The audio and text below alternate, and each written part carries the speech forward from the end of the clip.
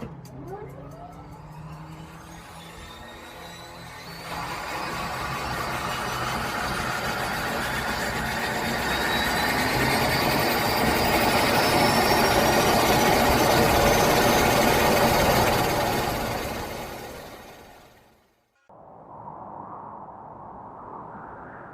a world. Mate, hold up. We said we're done with the serious intros. Who said? Well, we did.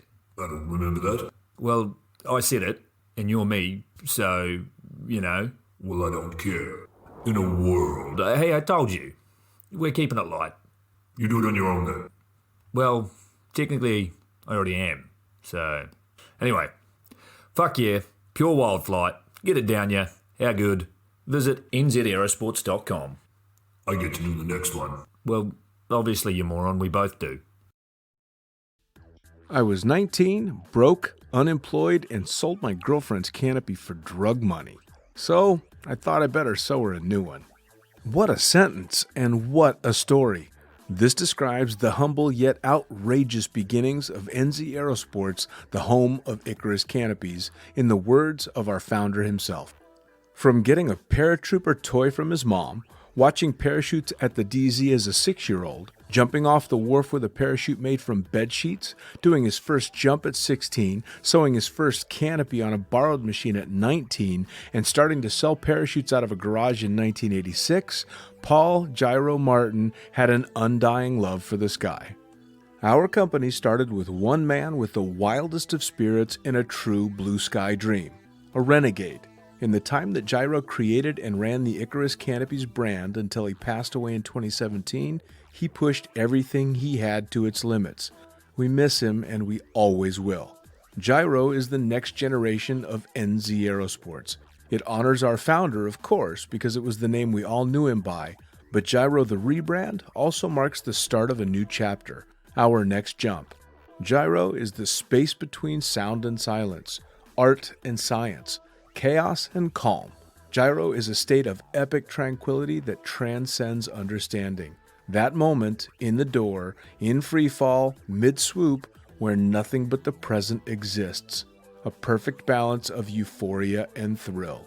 Gyro captures our passion for flying and our commitment to designing break-the-fucking-rules canopies that deliver pilots pure, wild flight. Coming straight from the cockpit, it's another episode of Lunatic Fringe with the fucking pilot.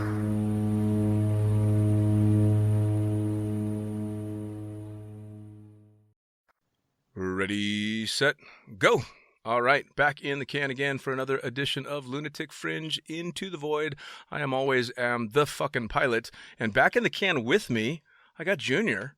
Okay. Yes, Junior's back as well because we're talking to somebody who he knows quite well, and I have a feeling it's going to be pretty fucking entertaining. So, without further ado, tell me, who the fuck are you and what do you do? My name's Curt Bartholomew. What's up, guys? Uh-oh. I'm a professional competitive canopy pilot and canopy coach with Team Alter Ego Fast Tracks and the Alter Ego Project. And yeah, basically just travel around the world with my wife, Jeannie, and we compete full time and do canopy courses to kind of help pay for all of it. Sounds like a pretty fucking good lifestyle, man. Yeah, it's pretty sweet. We get to see all over the whole world. We've been to over almost 35 countries together. So how amazing is that? I mean, whoever would have thought that just jumping out of an airplane one time would lead to all of this? Yeah, it's pretty crazy. Definitely wouldn't have thought of it. Right. So now, when I started. Speaking of, how did you start? Well, I guess was skydiving your first extreme sport, or did you start out with something else and then kind of work your way into it? Yeah, it was definitely my first extreme sport. I was raised on sports. Like when I was 6 years old, I came home and my dad was like, "Hey, I signed you up for football." And then I played football, and then came home and he's like, "Hey, I signed you up for basketball." And then springtime he came home and was like, "Hey, I signed you up for baseball." So I played a lot of sports growing up. So I was kind of raised on competing. Nice. But they were all standard sports like that, and I tried wrestling and, I ran track in high school and college, and I played American football for 12 years. Oh, wow. From kindergarten all the way up through my senior year of high school. Wow. You know, it's So kind of funny that looking back, especially even considering your skydiving career, football was dramatically more extreme. That shit's bad for you. yeah. Fucking, I mean, they're getting concussions all over the place, like almost on every game. And in skydiving, it only happens every once in a while.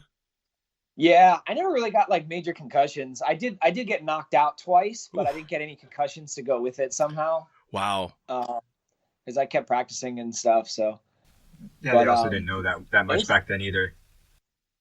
yeah, no, I mean, yeah, they knew that. But I mean, kids were getting 2 days in August in Pennsylvania. Kids were getting like heat strokes and stuff too. Yeah, man. I mean, fuck, they were dropping dead, just playing on the field, not enough water and too much heat. Yeah, And what doesn't kill you yeah, it makes was you fun stronger, though, right? man. Huh? What doesn't kill you makes you stronger. Exactly. But I loved it, man. Like sprinting and just sprinting as fast as you can straight into somebody and railing it was fun. Right. I enjoyed it. Right. It was challenging. Do you think So- any of that's prepared you for some of the abuse you've taken over the years?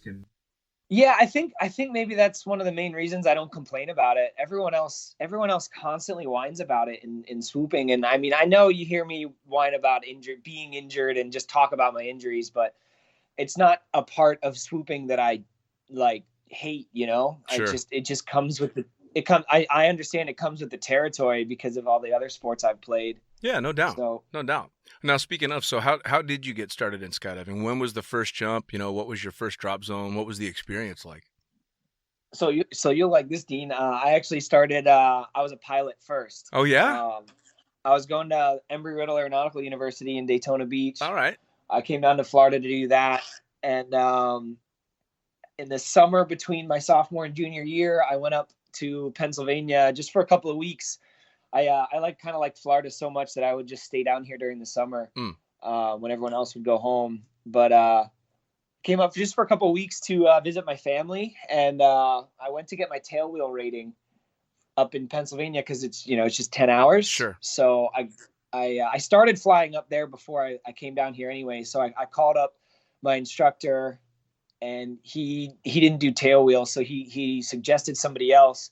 So we would grab a little Piper Cub and then fly from where it was based, just a quick 10 minutes over to a drop zone up in Pennsylvania. It was one of the ASC drop zones, Skydive Philadelphia. Nice. Yep. Yeah, Junior knows that one pretty well. Absolutely. I actually saw your first save bottle sitting on the shelf of the rigger / manager of the drop zone. Yeah, Aaron, he still has it. He Yeah. messaged me about it not too long ago.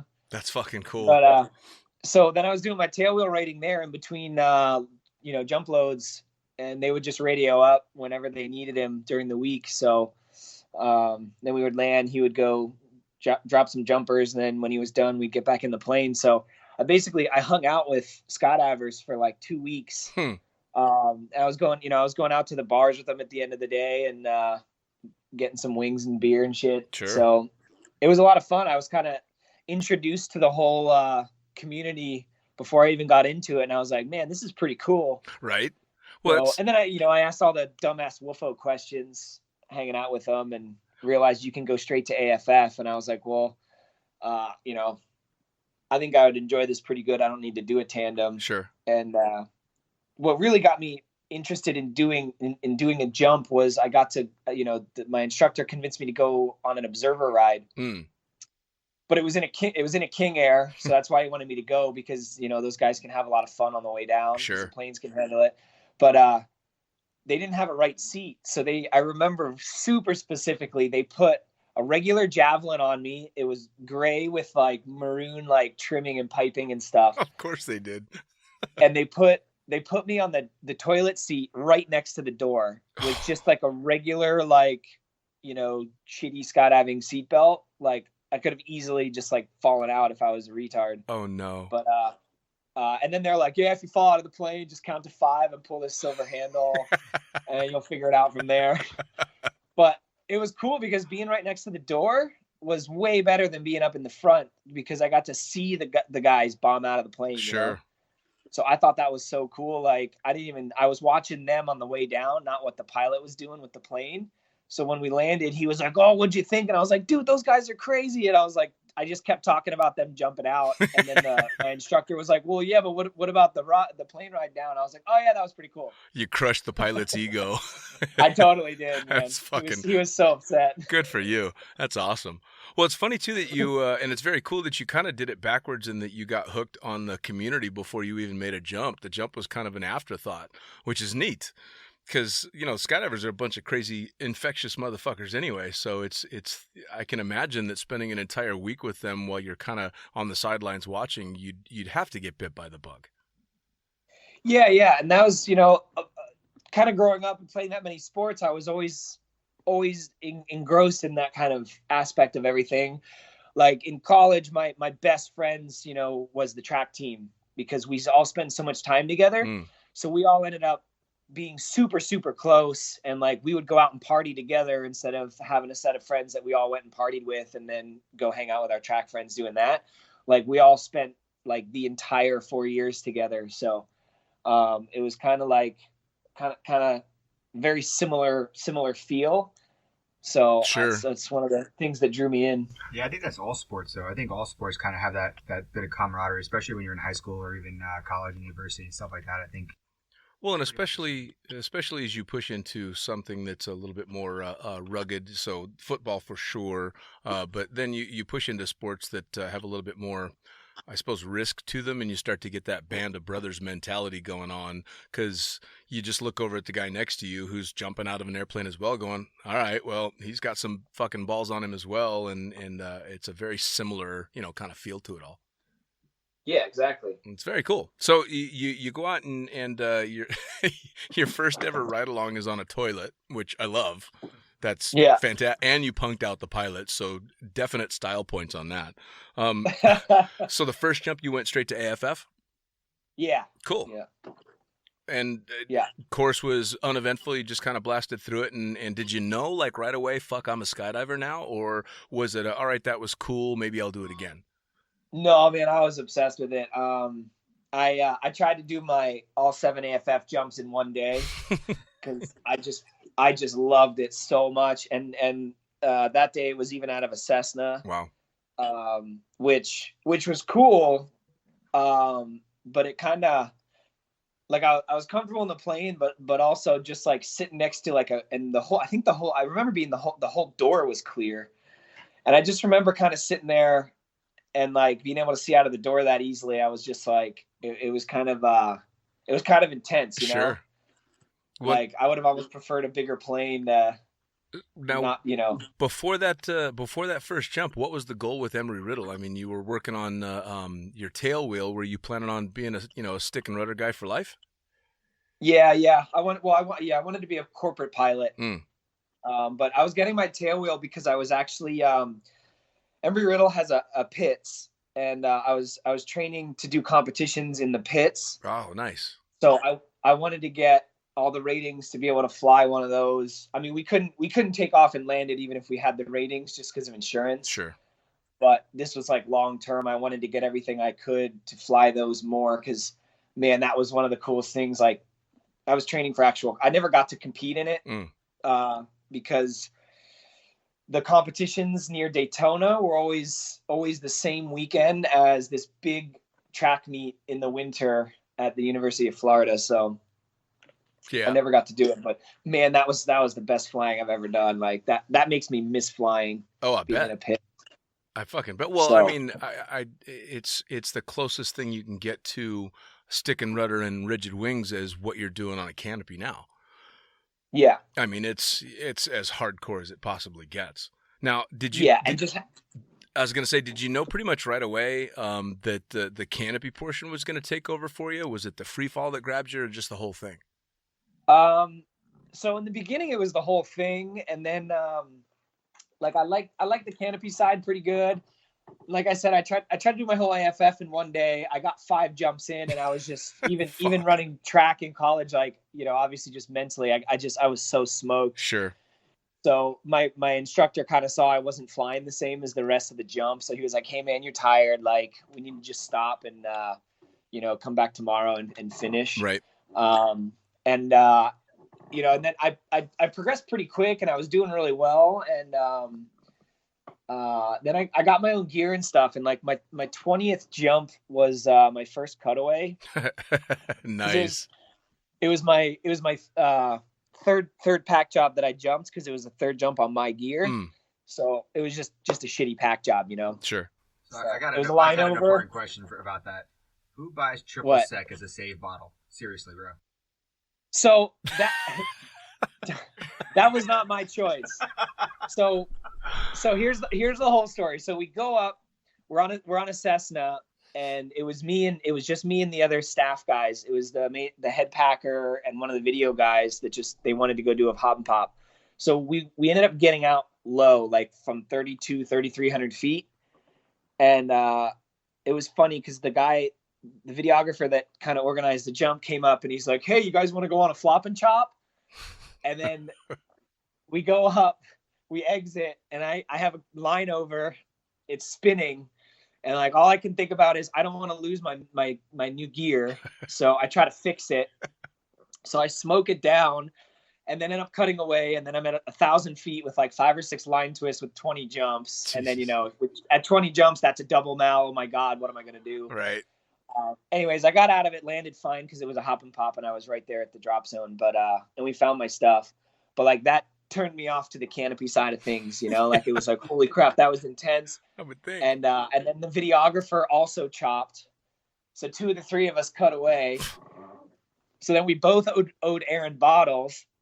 So Aaron, the other guy bought a bottle of tequila, and Aaron told me to buy triple sec so we could make margaritas.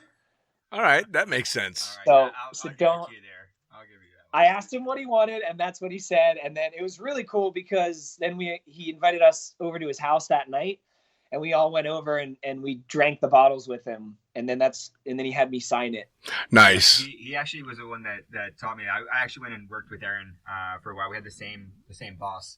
And when I was up there at his drop zone, jumping for a couple months one summer because they needed help, I saw like his bottles were signed, and I was like, that's a pretty cool idea. Here, I've been a rigger for 10 years and never thought about that. And then he also had a rule that only skydivers were allowed to drink from save bottles, which I thought was also pretty cool. That's pretty cool. Yeah, I like that. I'm not a rigger, but if I was, that'd be a good idea. So you have to sign it. Yeah, I like. You put the date and what the malfunction was. Nice. Yep. Nice. And I liked how he invited us over and drank it with us, you know? That was super cool. Yeah, I don't think I've ever been invited to crack a bottle on a save for any of them. So, yeah, that's kind of cool, especially with that low time, too. That must have put a bit of a warm and fuzzy feeling for you going, all right, this is cool. I've stepped into a pretty interesting world. Yep. Now that and then he let me watch the reserve repack because I was interested just how it all worked. Always super interesting, especially at 20-something jumps, and that thing just saved your life. I mean, I remember just watching them pack the mains when I was going through my AFF. And, of course, the first time you watch somebody pack a main, you're like, wait, those are fucking rubber bands. What? Rubber bands should have no part in saving my life. What the fuck is that about? And so it becomes super interesting to, all right, now I need to know what's going on because, wow, you know. So when you were doing all this, you were at Embry-Riddle as well. Were you working as well, or you were a full-time student? No, I was pretty much full-time student. I didn't even have like a much of a part-time job because the being on the track team got me like not a full scholarship, just a small scholarship. But it was kind of just enough to justify me not working because, you know, I was considered it kind of like making money. But it is a job. Like even in the summer it's college level track. You can't dick around. You gotta work your ass off. Right. So I would just get a job. Like I just worked for the school. Like I basically one summer I got to sit at the track to make sure that during the summer that only people that went to the school came and used it. So that was pretty neat. Oh, cool. And then I got an actual paycheck. So never a bad thing. Yeah. So as I mean, a lot of us skydiving took over in one way or another, and a lot of people that I've talked to left, you know, either higher education or they left quite respectable jobs to, you know, go skydiving for a living. And then there's guys like me that just kind of transitioned from one weird life to another weird life. But for you, was it all right? Shit, I'm in this now. I'm a skydiver. I better find a way to you know make my way as a skydiver. Or were you still thinking, all right, I can do both. I can have the normal world and I can have this. So originally the plan was to do both. So skydiving kind of ruined flying for me. um, You don't plus say. plus some plus some shitty flight instructors. Hmm. I had some great flight instructors, and I don't mean shitty as in they couldn't teach, but they, being a flight instructor as on the career path, you have to do it. There's no way around it. Yeah. So they knew the information, they could relay the information, but they were just kind of dicks about it. And they just, they had to do it, and they just didn't know how to teach like the correct way. So it kind of ruined it for me, like, especially like, the instrument rating. Right. Like my instructor just was terrible at teaching, and like, he knew the information, he could relay it, but just the way that he did everything was just really terrible. And Well, and especially when it's something like getting your instrument training done, if you don't have an instructor that you gel with, you're fucked, man. It's a lot of shit to try and retain, and if your instructor doesn't know how to put it in a way that's going to make sense to you, it's almost next to impossible.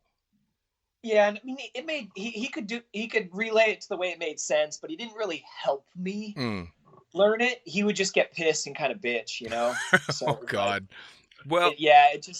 I learned, especially as I came up and then got a lot more flying in. Of course, I was one of the lucky ones that got to skip flight instructing because I went into flying jumpers right away. But most of the instructors that I dealt with had, a couple hundred hours. They were barely out of student status themselves, just trying to get by. And so, all they wanted to do is start their career, and they're just in this never-ending loop of student after student after student. I couldn't even imagine. It's kind of like a skydiving coach. Yeah. Yeah, kind of. So, kind of. Yeah, it kind of turned me off to everything. I was literally like a week away from my instrument, and I just canceled all the tests and the practical, and I was just like, screw this, I'm done. Like, I don't care. And I mean, obviously now I kind of regret doing that. I should have just done the damn practical, so I just had it. But whatever. I suppose I can't blame you though. I mean, you're talking about a shitload of money, and if it's something that you're not really passionate about, fucking hell, man, at least scrap it for a while, Yeah. So I still have like 200 hours of flying, and there was some other stuff with my school. Like I just kind of kept getting hosed and with instructors, and they were just pumping me for hours, and they kept telling the school that I needed more practice. And like I was about as good at flying airplanes as I am at skydiving. Like I was good at it. Like I was really good at it. And my nice instructors would tell me, and then the other ones that didn't have enough students that needed the money would just make me repeat stuff. Of course. So I just kind of got burned out really fast. Sure. So I ended up kind of like not quite like change my major to like kind of flying off campus. My bachelor's is in aeronautics. Okay. And then I have airport management and air traffic control minors. Oh, wow. And a minor in air traffic control is just as good as a major to the FAA. Wow. And, if you have a degree in that, it's a big deal to them. So then I was going to go down the air traffic control route because I had a lot of friends doing that. And the people that it didn't completely stress out and felt like too much at work, like they loved it. And you make a shitload of money, and you have a lot of time off. Sure. So you don't always get to pick when the time off is, but you have a lot of time off, and they could travel and stuff. So I was like, well, maybe I can, I'll have a lot of time to jump, and I'll definitely have the money. But then I got the runaround with the FAA as well.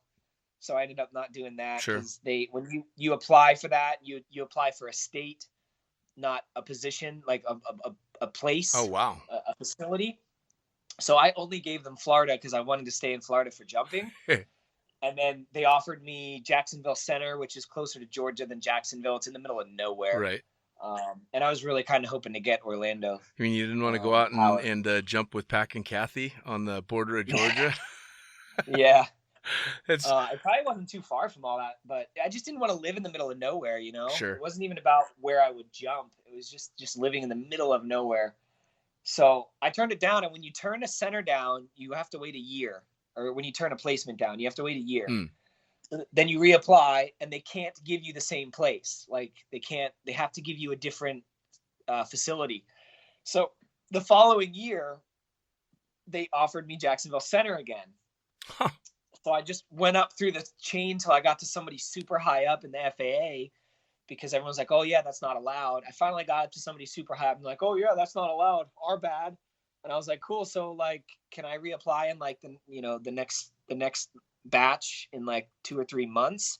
And they were like, no, you got to wait a year. I'm like, well, but you guys broke the rules. So how come you just took a year off my career Right. because of a mistake? And they're like, yeah, there's nothing we can do. Sorry. And we hung up. I'm like, fucking government So- agencies, man. so at the same time, I had like started working as a videographer because I couldn't get a job anywhere else Right. because I had a bachelor's degree and they knew I would just piss off as soon as I got a real job. Right. So I was going to these group interviews at like PacSun at the mall with these like 14-year-old kids, and they would get the job and I wouldn't. Oh no. It was like soul crushing, dude. It had to be. And then so then I didn't want to work in skydiving. Like I didn't want to do that because everybody I was around was burnout, had no money, never fun jumped. And like, I was like, I don't want to do that, man. I want to have fun and I want to go charge. And, I kind of started I was really good at free flying in the beginning. Like that, I was like kind of naturally talented at, but I sucked balls at flying canopies. Like I was terrible. That's about the time I met you. Huh? I said that was about the time that we met. Yeah. I was super sketchy doing dumb, I was charging hard trying to learn how to swoop. I was just bad at it, right?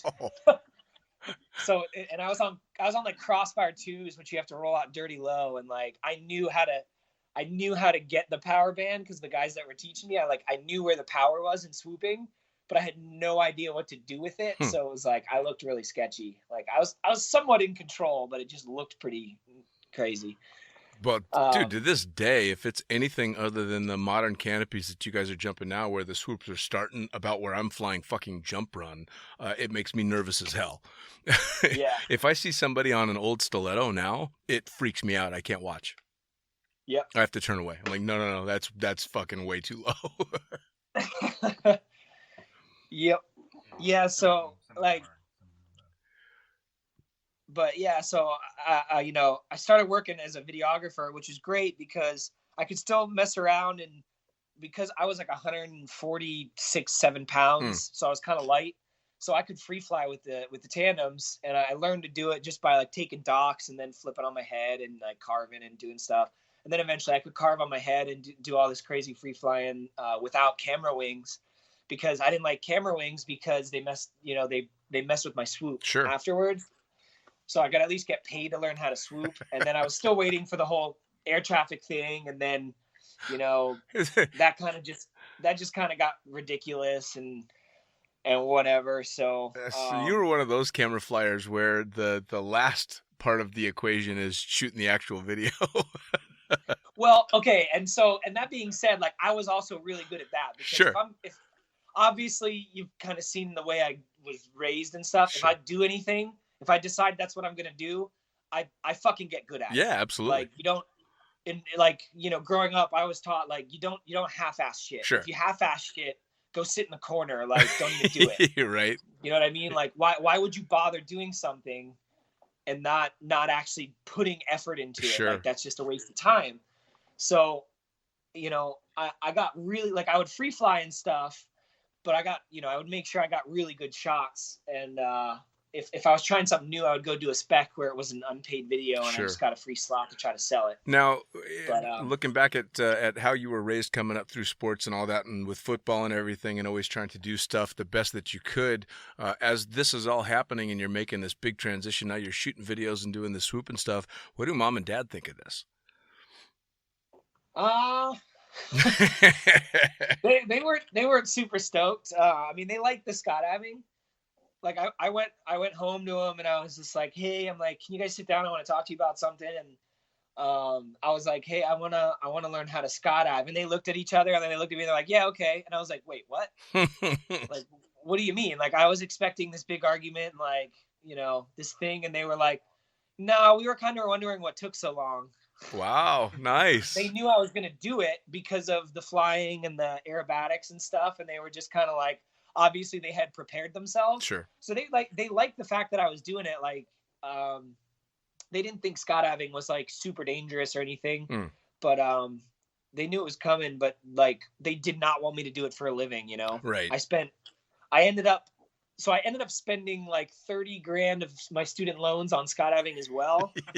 But it was basically just like what I would have been spending on flying. Right. I just went and took, so I would have had the same amount at the end anyways, probably more. But so I had $180,000 of student loan debt. Oof. And then they were like, yeah, no, you're not going to do skydiving for a living because you're not going to make any money. So how are you going to pay these back? Right. And I'm like, but, so they weren't super stoked about that. And the whole, there's no retirement plan and blah, blah, blah. Right. Like working for the government, you have good benefits and all that. So especially my dad was not super stoked on that, but kind of backtracking just a bit, like in college, I became the vice president of our skydiving club. So then the president came up to me the one year in my senior year, and he was like, hey, let's go to collegiate nationals and compete in free flying. And I was like, oh, that sounds fun. Nice. Yeah, let's go do that. So I went and I did it. And we had like no training together. We had like literally 5 jumps of training together. Awesome. And we went out and we did the 2-way free flying, and we ended up coming in second place. The guys in first place were a U.S. Air Force Academy team. They were a team for 4 years, oh, wow. Their whole college careers. They got, paid training. All their gear was free. They got tunnel time for free. Third place was another U.S. Air Force Academy team. They were a team for 2 years with the same benefits, and we beat them by a single point. Oof, that hurts. And it was crazy because I was sitting there watching the live timing or the live scoring, and literally I think we got scored after them, and I flew up and took a hand to foot dock and a sit fly, and as soon as I grabbed it, the screen froze for that. For the times up on the last jump. Right. And I was like, holy fuck, did we just get second place? Like we didn't tie. We got second. And then it was cool because then I was like, holy shit, I didn't realize you could compete skydiving. Right. Like this is nuts, right? I was like, this is crazy. And then obviously I kind of started gravitating towards swooping because I didn't need a teammate and I could train on my own. Sure. Because I was jumping way more than everybody else. And I was way more experienced than the guy I was jumping with in free flying. I mean, he did an awesome job too, and he definitely saved our comp because I fucked up once and kind of corked out, and he saved us getting back together. But it's just hard to find people that are that into it. Sure. I was doing 600 or 60 jumps a month, so I was doing like 750 jumps a year. Which is fucking cranking if you're not working in the sport. That's a shitload of jumps. Yeah, dude. My first year, I did 737 jumps. Fucking just hell. like the airplane. Is that about the time that you met DL? Because he was another guy that would charge hard. And that's when I remember meeting you DL, when you were hanging out with DL a lot. Yeah, DL and Adrian Hart were the ones teaching me to free fly and to swoop. Wow. Like every weekend. So I was getting like really good. And I mean, we were just really good friends. So I wasn't getting charged for anything. I got really good free coaching for both. That never sucks. Really yeah. And like there weren't that many people who could really go and compete really strong in swooping and be on like head down world record and stuff. Right. And Adrian was kind of doing both a little bit. So now what year are we talking, or around what years are we talking here? So I started in 2006. Okay. Fucking hell, I feel old, man. So wait, was that the first? If you started in 2006, that was around the same time that I met you. Was that same year? I think you met me in 2007. Yeah, you met me the second year. We met at the you were with DL up at the Skydive Atlanta. Oh yeah, that was the first year. You're right. No. That had to be the second. That had to be 2007. Yeah, that's when. No, because that was Halloween. Halloween. That's when Party Boy came out. Yeah. Yeah, that was the first year because I was on a Crossfire 139. That was the first year. Yeah, you want to tell a Party Boy story or should I? I guess you could tell it. So here comes baby Curt as a skydiver. He's only been jumping for the first year or so, and he shows up to this boogie, and it's a Halloween party at Skydive Atlanta. Skydive Atlanta was known for its Halloween parties. He used to always bring out like a cool amusement park ride to do like either the Gravitron or the teacups or something like that. Everybody would get dressed up, and I got introduced to him through our buddy DL, and here we are, we're hanging out and everything else like this. And next thing I know, a boombox gets turned on and Party Boy comes out. If you remember Party Boy from the Jackass days. Curt rips off his tearaways and he starts dancing to the music, and Party Boy was born. Awesome. That's Oh yeah, I had the full getup, man. The tearaway pants, the thong underneath. It was awesome. that's fantastic. So very few people have known Curt about that long. So every once in a while, I'll just, what's up, Party Boy? How's it going, man? Awesome. Yeah. And You'll see a couple people that know me from back then every now and then just throw that on a post, and no one knows what the hell they're talking about. That's fucking cool. that's the nice thing about skydiving, though. It's like you don't see each other for a long period of time, especially with swooping. And that's the one thing that I think sets swooping aside a little bit from the other disciplines in skydiving is I think we're a little bit closer niche of a group. Like we don't see each other for a while. We show up and it's right away, hey, how's it going? What's going on? And you're right away back into the old, throwing shit at each other Sure. and just having fun, Well, now, so if we're talking about '06 when all that was going on, I'm assuming that this is about the time you're like, all right, fuck, this is it. I'm gonna start going balls to the wall for this. Well, I mean, I was going balls to the wall the whole time. I would get done class, and at like 11 or noon for the day, and I'd blitz out to DeLand because it was 20 minutes, and I would jump until track practice. One time I even did too many jumps, and I was pretty late, and I had to bullshit and tell my track coach I got in a car accident on the way over. It was just, don't worry, it was just a small fender bender. Not even any damage to the car. Well, when did you win your first FLCPA? Was it 07 or 08? It was 09 was my first year competing. 09, okay. That's so, really fucking quick to go, not just from beginning skydiver to like standing on the podium. That's a pretty quick transition.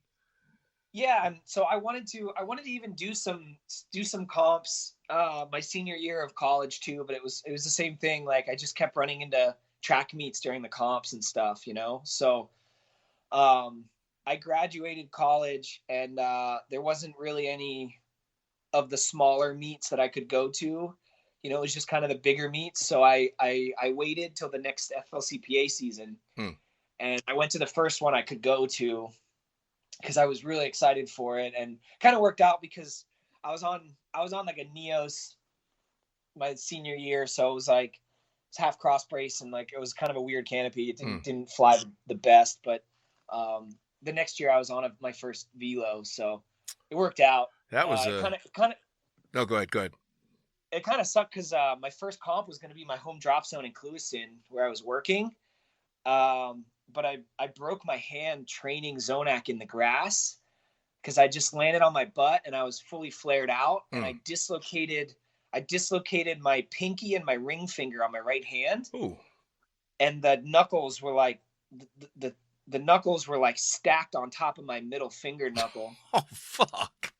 And I freaked out, and I'm like, I can't handle my body parts being in weird places and weird angles. Like I can't do it. Right. Like it freaks me out, man. Like, oh yeah. This like, is coming from somebody that has this happen a few times.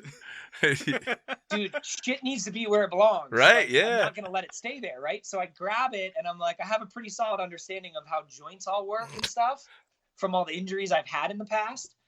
And I grab them and I put them back in, and then I'm like, oh crap, that worked, sweet. So then I remembered, shit, we have two doctors here on the drop zone jumping. So I went over and showed them, and they were like, yeah, that's definitely, you broke your hand too. So I went and got x-rays, and they're like, oh sweet, well you actually set the bone perfect too without realizing it. So just, you don't even need a cast, just chill and be careful with it. Right. Yeah. Right. Yeah, no. So then a couple of months, a couple of weeks later, I had an opening, and I was using full RDSs for all my jumps at terminal. So I kind of had a shaky opening on my velo, and my hand hit my still came at my DSLR really hard and just broke it, like really bad. Oof. So then for the first comp that I was supposed to do at my home drop zone, I'm in a cast, And I walk up, it was funny, I walked up to Albert, and I was like, hey man, I really wanted to do this comp. It was supposed to be my first comp. It was at my home drop zone. I was really stoked, but I can't because of my cast. And like everyone saw me still jumping because my toggle fit over my cast. Of course. And I figured out I could pull with my pointer finger and my thumb. So I could, and I was still swooping. I was just doing harness turns and then putting my pointer finger and my middle finger up in my lines above my rear riser. So I could still use my rears because I seen pictures of JC Colclazier flying like that. So I was still swooping, but I'm like, I don't want to do the comp with a cast. That's kind of stupid. All right. And I'm like, Albert, don't worry. I'm going to be at the next one. And Albert's like, yeah, whatever. And just like walks off. This, like, I'm never going to see this idiot again. This is Birchtold? Yeah. I fucking love him. Yeah. He's just like, yeah, whatever. Everyone says that shit, dude. Like, right. especially staff at the drop zones we're at. Sure. I'm never going to see this dumbass kid again. So then I healed, cast came off, went to the next comp, did that comp, came home. I can't remember if it was after that one or the second comp I ever did. I broke my hand again. Oof. Because just, it was healed, but it was still weak. Sure. So the third comp I did, I got 10th my first comp, 5th my second comp. Third comp, I went and showed up, and it was at the farm, Yeah. And I wouldn't have been able to do this anywhere else, but because Hans is awesome, he let me do this. I show up with a cast on, and everyone's like, "Oh, you're not competing, are you?" And I'm like, "Yeah." Like, why else would I be here? They're like, "Well, you have a cast. Like, what are you gonna do?" I'm like, "Well, I'm gonna take it off." Like, what do you mean? What am I gonna do? Like, I'm competing. Like, I'm over this crap. So I take my cast off. I tried to make this like little mini one with this extra material the doctor gave me, but it didn't work. So I competed without it with a broken hand, and that was the competition I won. It was the first one I ever won. Nice. Now the real question is, do you turn left or right? I turned to my left. Okay, so at least you weren't having to hang off the riser on your broken hand. I still was. Oh, fucking hell. I back, especially on 270s, back then I was hammering both my risers down for the whole turn, and I still did it. Oh, wow. And this was flying a velo. Yeah. Well, and back then there wasn't a badder fucking wing out there. Those things were amazing back then.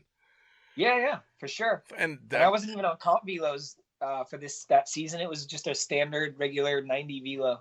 Yeah, well, I mean the comp velos hadn't even come out yet at that point. Well, and and the only people the only people that were probably jumping were probably the PD boys. Well, and with to their be, secret wings. Yeah. to be perfectly honest, unless you're an accomplished swooper, a fucking velo is an amazing canopy. I'm never going to fly anything other than a velo. My 96 does me quite well, makes me look dramatically better than I am, and it's got a lot more room for forgiveness for me anyway. The canopies that you guys are flying, holy shit. Yeah, as the Icarus guy, I'll keep quiet. Junior knows I still use a comp velo for zone accuracy. Nice. Yep. Well, they're fucking. I'll throw my Peregrine in if I need it for the conditions, but otherwise I prefer the velo. I just won gold medal in Zonac and nationals with it again. Nice. Congratulations, by the way. I was following all that. That was very cool. Thanks. That was a brutal comp for me, but I was pretty injured for that. Yeah, I wasn't able to make it back. I heard the winds were quite interesting as well. Like starting like the day after a hurricane, and the first load went up, and it was sketchy, and people got hurt and everything. What I thought all you crazy fuckers were doing downwinds in the hurricane. No, he did. Yeah. The winds were sketchy in the morning, and they were like 30 some knots, but the meet director waited till the proper time. He put us up because he just wanted one round on the first day just to make it easy over the weekend on everybody, so we weren't having to hammer out like 5-6 jump days. Sure. But no, he waited. It was like 18 knots where it mattered for the first load. The people who got hurt just fucked up. Like, it had nothing to do. A bunch of people were complaining about the conditions and all this weird dropout and stuff, but the conditions were fine. It's a U.S. Nationals that selected a team for 2 years, and it was the first round. Like, everyone was really nervous. Sure. And they were messing up, and you know how it is. It's easy to just want to blame some other stuff. Oh yeah, man. You always want to point the finger somewhere, just at least when it first hits, and then you can sit down for a little while and go, all right, maybe that was me. Yeah. The first round I went up and I was on a 61 at a 3.5 wing loading, and I was pretty injured. I had stitches in my hands because I like to hurt myself apparently. A lot. And You like to hurt yeah. yourself a lot. I had a super bad injury. I ended up having to get an injection in my shoulder just to make it through the comp. So the first round, I'm in the plane. I'm just like, it's cool, man. Just take it easy. It's the first round. You know, you can't win the meet on the first round, but you can sure as hell lose it. Just chill. Sure. Just chill, dude.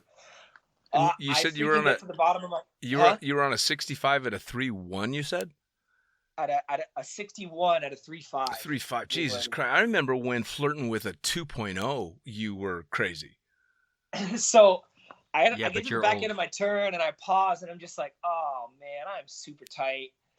I snapped and I was crazy low and I was like, oh, I wasn't worried about hitting the ground, but I'm just like, oh man, this might slow down. And I got it to drive out and had a pretty good score. I think it was like the second fastest. Only Bo went faster on the Mutant. And I got home and I'm like, I want to see how low I rolled out. And I rolled out at 202 feet on a 61. Jesus Christ. Fuck me. That's a new best for me. The lowest I've ever rolled out before was 191 feet on a 71.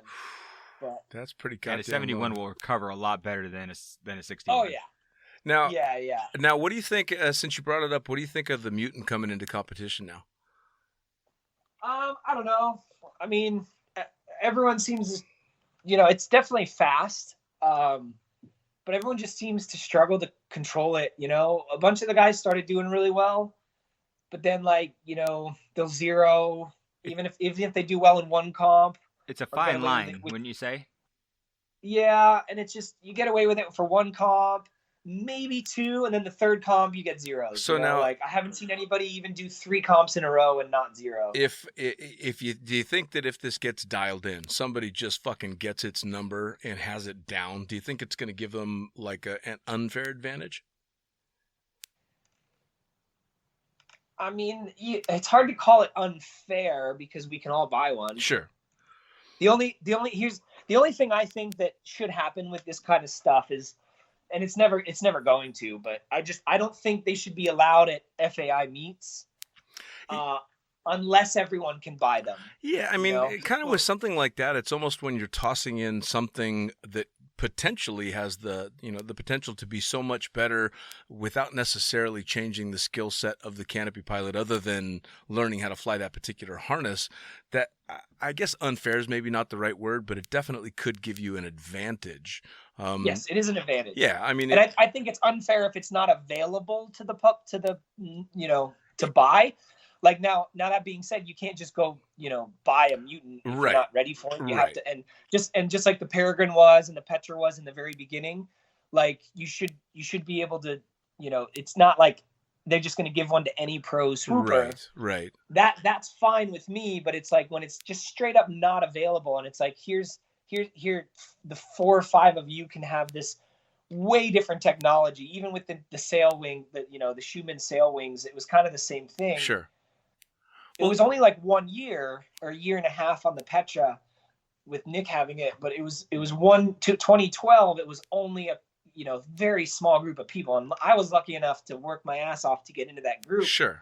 But I was fighting, tooth and nail to get in that group. And it was a huge difference between the two wings. Like you'd look at the competitions in that year, and you had the people that were on the all sail wings, on the Petras and the Peregrines, or I think at that point they weren't even the Peregrine yet. They were the XP or something like that, and it was a remarkable difference between that and the conventional wings that we're used to, the JVXs, the Comp Velos and that stuff. Well, I mean, it's almost, at least in the way that I see it as an outsider from the swooping community, it's almost like a swooper's version of performance enhancing drug. Either everybody gets it or nobody gets it. You can still beat them, and that's how I got the Peregrine, because in 2011 at the end of the year, the first meet, the Peregrines really actually were kind of released in. I won the meet on a standard velo, not even a comp velo, but for going fast, I actually prefer the regular velo if I'm trying to do full power, and I prefer the comp velo for like zone accuracy and freestyle. But anyways, that's a kind of different conversation. Sure. But so I beat the Peregrines and the Petra that were at the comp. Still didn't get it. I got offered a sponsorship over that and a role in testing the Peregrine, which was really cool. Sure. But then at nationals, like 5 months later, I did it again. I won nationals. So then it was like, okay, cool. You need to be a bigger part of this testing and development. And then it was like, I still had to fight for a Peregrine at the World Championships in 2012. Wow. They didn't want to give it to me. And I mean, PD wanted to give it to me. There was just, just like everything, there's politics. Like it's skydiving. We're all paying to go, but there's still politics. Sure. Which I understand. It's a part of the game, of course. I could have gotten rid of the politics and joined the factory team when they asked me, but I decided to do my own thing on my own team and see where I could take it. So I kind of, put myself in that position. I couldn't turn around and complain about it. I just worked my ass off to make sure I got it. So anyways, the consolation was you're going to get this Peregrine 2 weeks before the World Championships. So I only have 2 weeks to train. So I only had 60 jumps coming into it. And I didn't even know. Luckily I bought a fly site. So I at least figured out how high to start the turn on. Cause it was, I went out and was doing weird stuff on it. Cause we didn't understand those wings back then. Sure. And it was like, we didn't realize when you load them that heavy, how much higher you need to start your turn. Oh man. So I figured that out, but in the whole comp, I was just like, I didn't know where to be. So I would just kind of get to where I thought I should be and not look at the gates until I rolled out. And then okay, where are the gates? Oof. What do I have to do to get through them? Wow. And luckily it worked. Somehow I made it work. And on one of the fastest wings ever made, and you're going, all right, where's the gates? Fuck. Yeah. But the thing is that everybody was having those issues in the beginning with it. Like we watched some of the guys from the PD factory team who have been flying that wing and testing that wing a little bit longer than even Curt had it, and you'd see them, they'd come in and they'd dig on it, and there was nothing to dig on, and they would go crashing. Oof. Yeah. Oh, the rears were so heavy and they were so powerful that people had really long rear risers and they were slipping on the rears because you had to pull so hard and they weren't used to it. And they'd slip and hit the water. Gee, well, and I'll tell you what, I mean, again, just from an observer and a fan of it all, the wipeouts, the fucking chows that went along with stilettos and then up to the game with velocity. Fucking hell, man. When you guys eat shit on these canopies, it is nothing shy of epic. Life or death.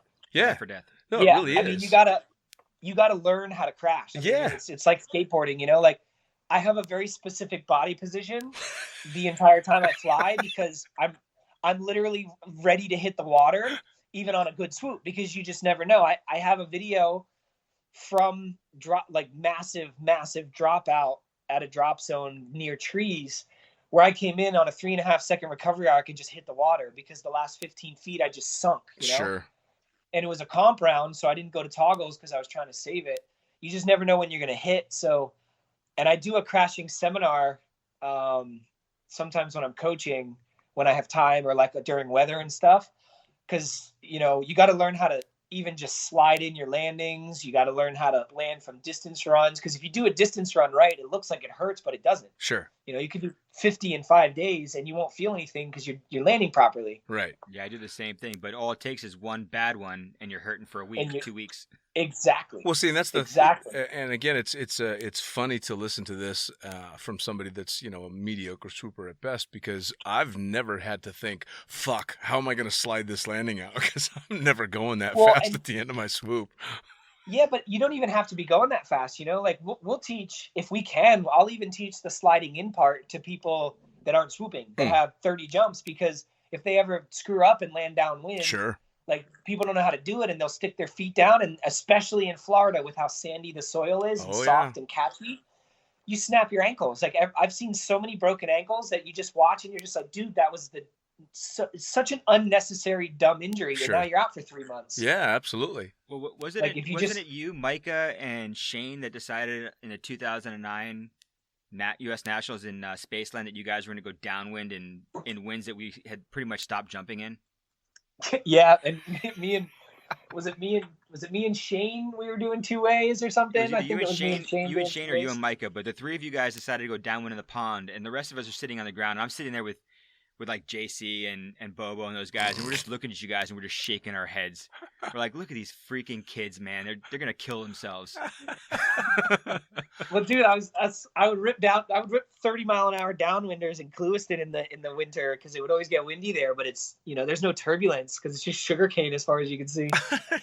Yeah, it was definitely epic. We enjoyed the show for sure. Oh, what were the old jokes when winds would get like that? Was the D license hold because the only people that wanted to get on the plane were the people with the A and B licenses? Yeah, it's like fuck you, I'm not getting on that plane. We did like a normal run, like everybody else goes into the wind.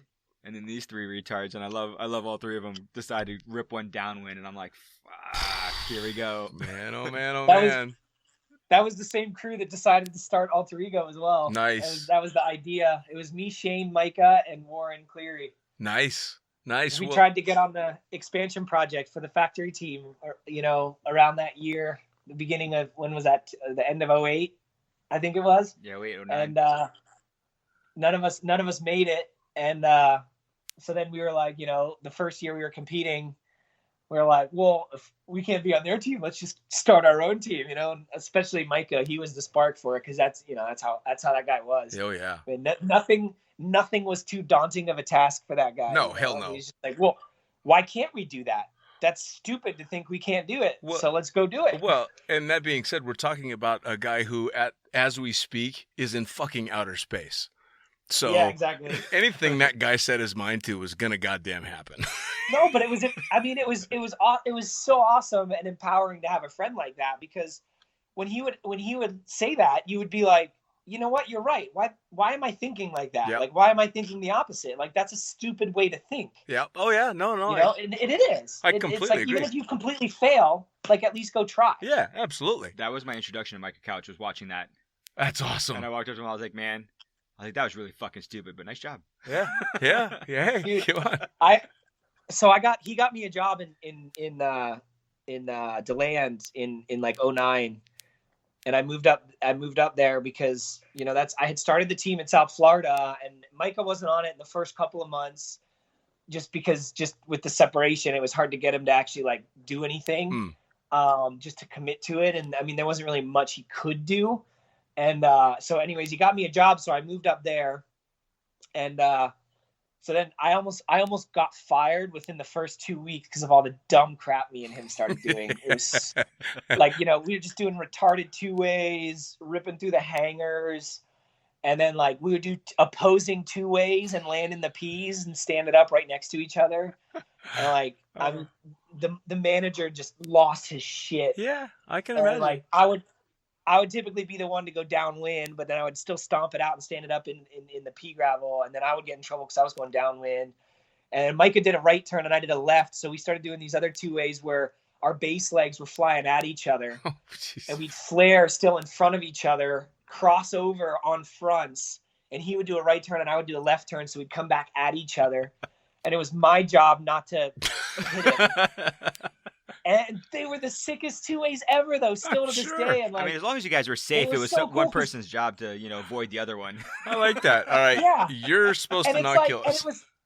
It was so crazy, though, because, like, I mean, you just think, like, even now I'd be, like, almost, like, slightly hesitant to do it.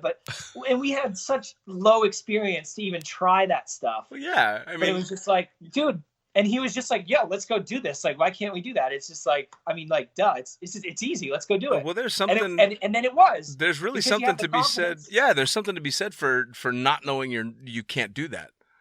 Yeah. I didn't know I couldn't do that, so I fucking did it.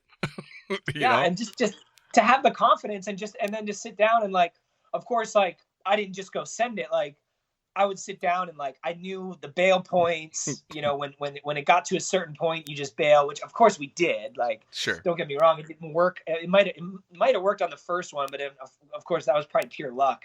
We had them dialed in after a while, but you had to bail. We almost killed each other a couple times, but it wasn't almost killed each other because we didn't get that close. Right. Like, I aborted when I needed to and that kind of stuff. But they were some of the coolest swoops I've still ever done.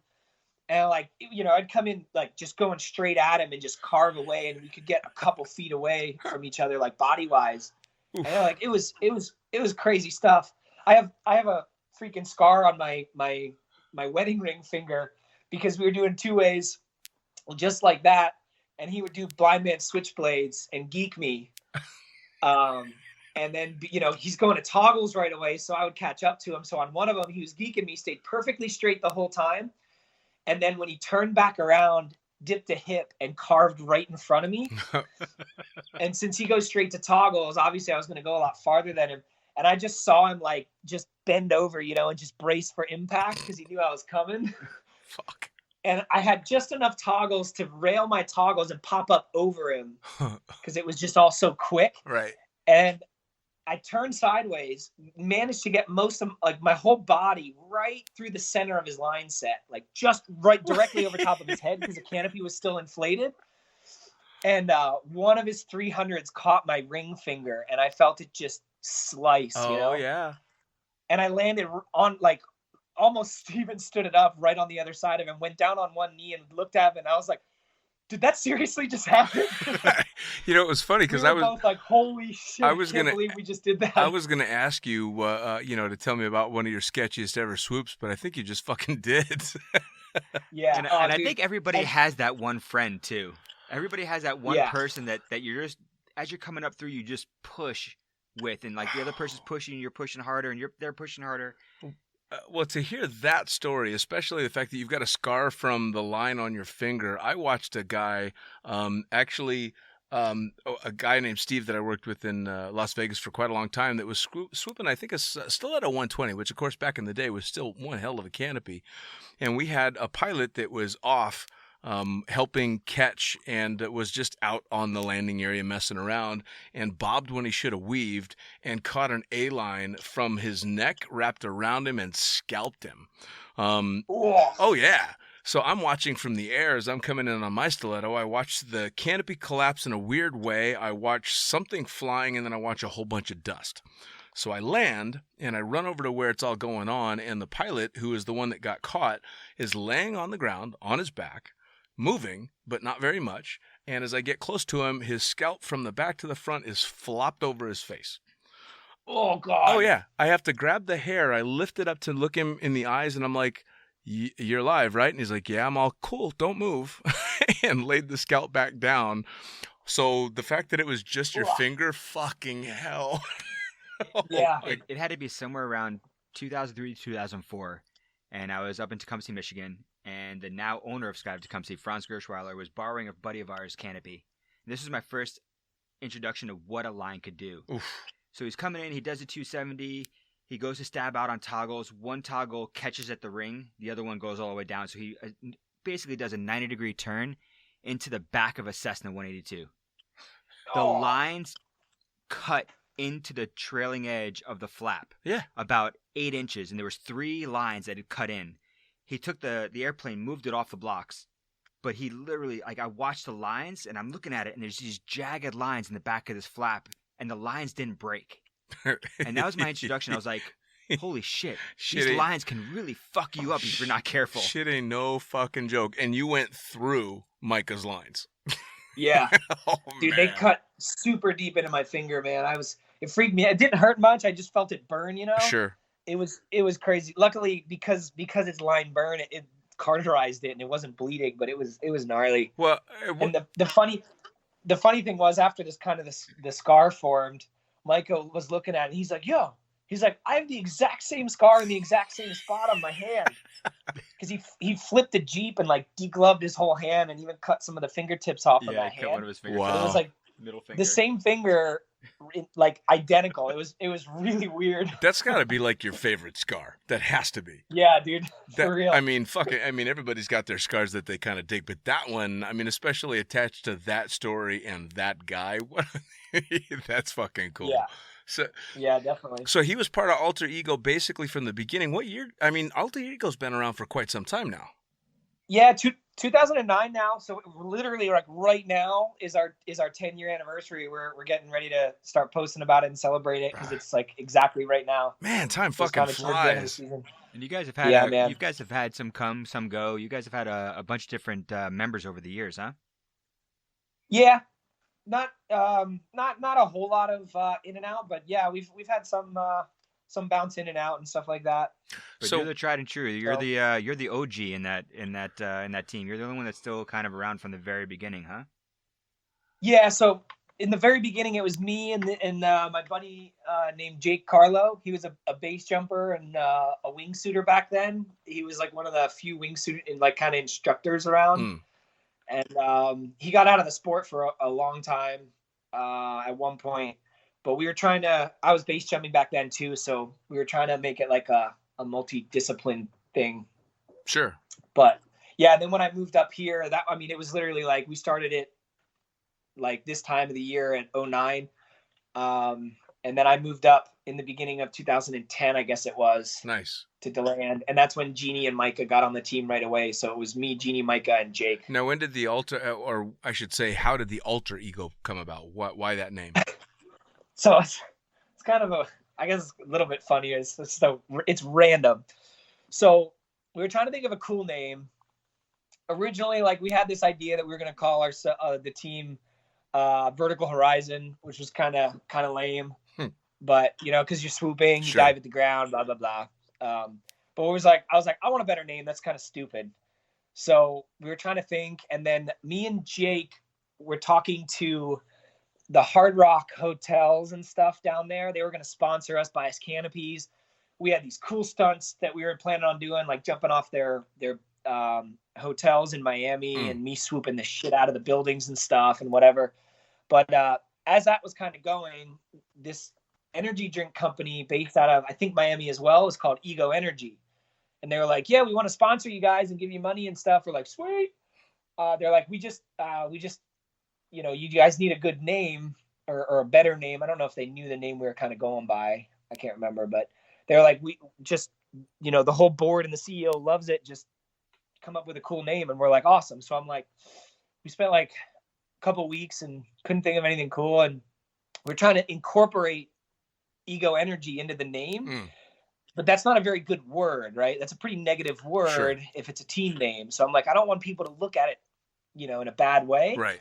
So then eventually I came up with alter ego, and I'm like, oh, that's perfect. Cause most skydivers, their alter ego is their skydiving life on the weekend. Sure. It's like night and day. Or and their that'll drunk work name. great for coaching.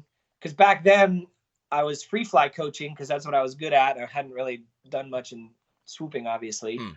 So I was like, then we can call it the Alter Ego Project. You come get coaching and we help make your alter ego better, right? Nice. Your other life better. So I was like, man, that's really catchy. I like that.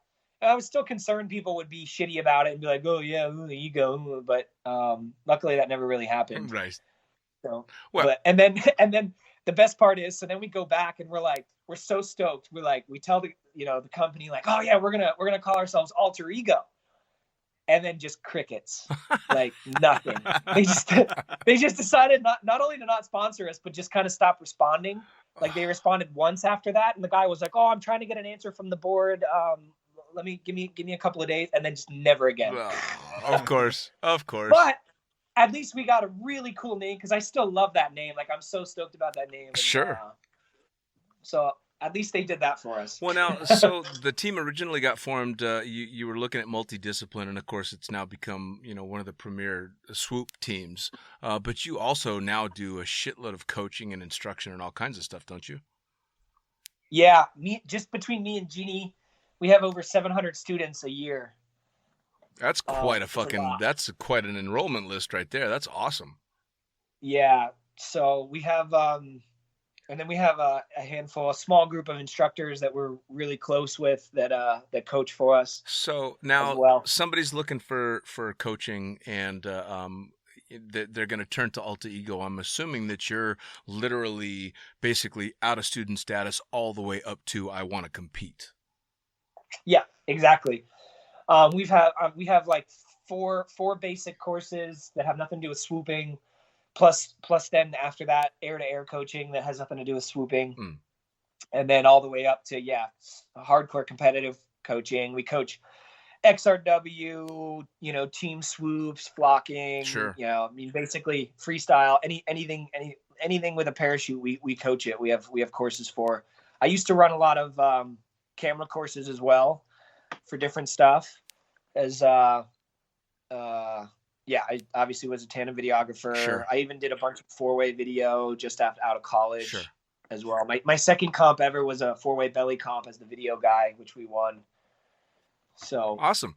Well, and being able to pass on that knowledge is a big thing too, but especially if you are, gauged towards keeping people safe and then giving them the correct way to work their way up. And one of the things that I saw... Yeah, and Oh, go ahead. Sorry, go ahead. No, I was going to say, one of the things that I saw that you guys were doing was, as a tandem examiner, I saw you guys doing some tandem stuff, and that's something that I've been doing a little bit along the way as well, because a lot of tandem instructors come up through and they start becoming tandem instructors at 500 jumps. And they don't really know a whole lot about how to fly a tandem wing and how to properly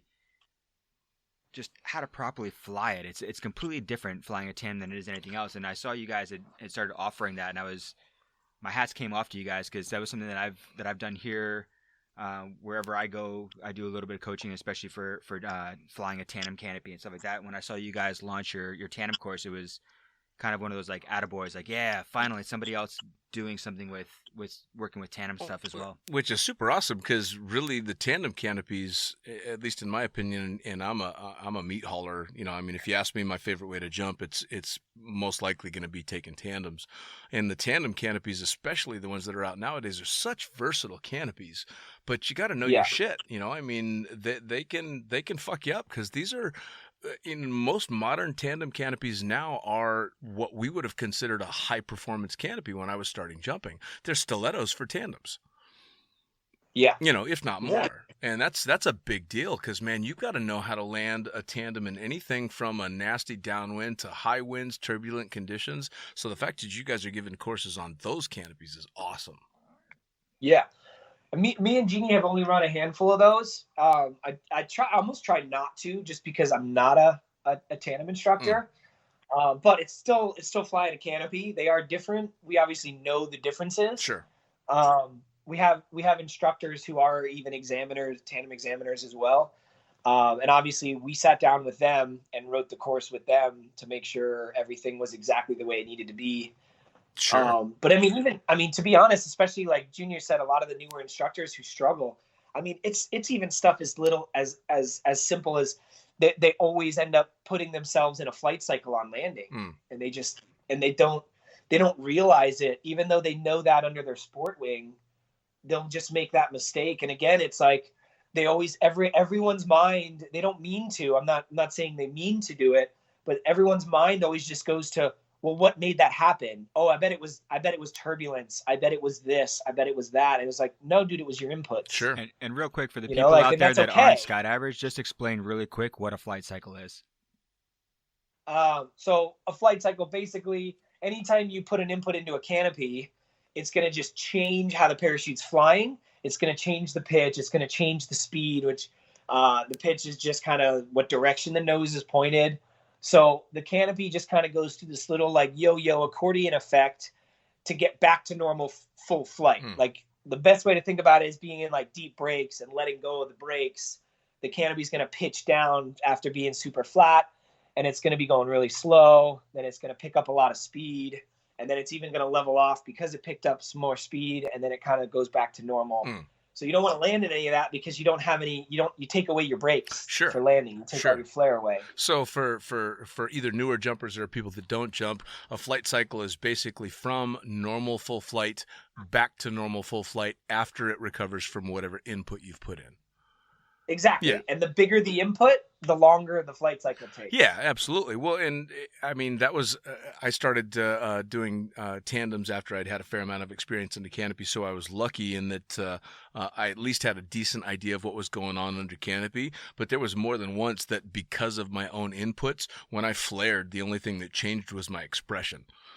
Not a nice fucking feeling, when you stab the flare and nothing happens. It's horrifying. And I actually have a couple good videos of stuff exactly like that I use in all my tandem courses to show to the candidates what can happen and what a flight cycle is and how they can do the small slow input and how it can affect and change our flight cycle.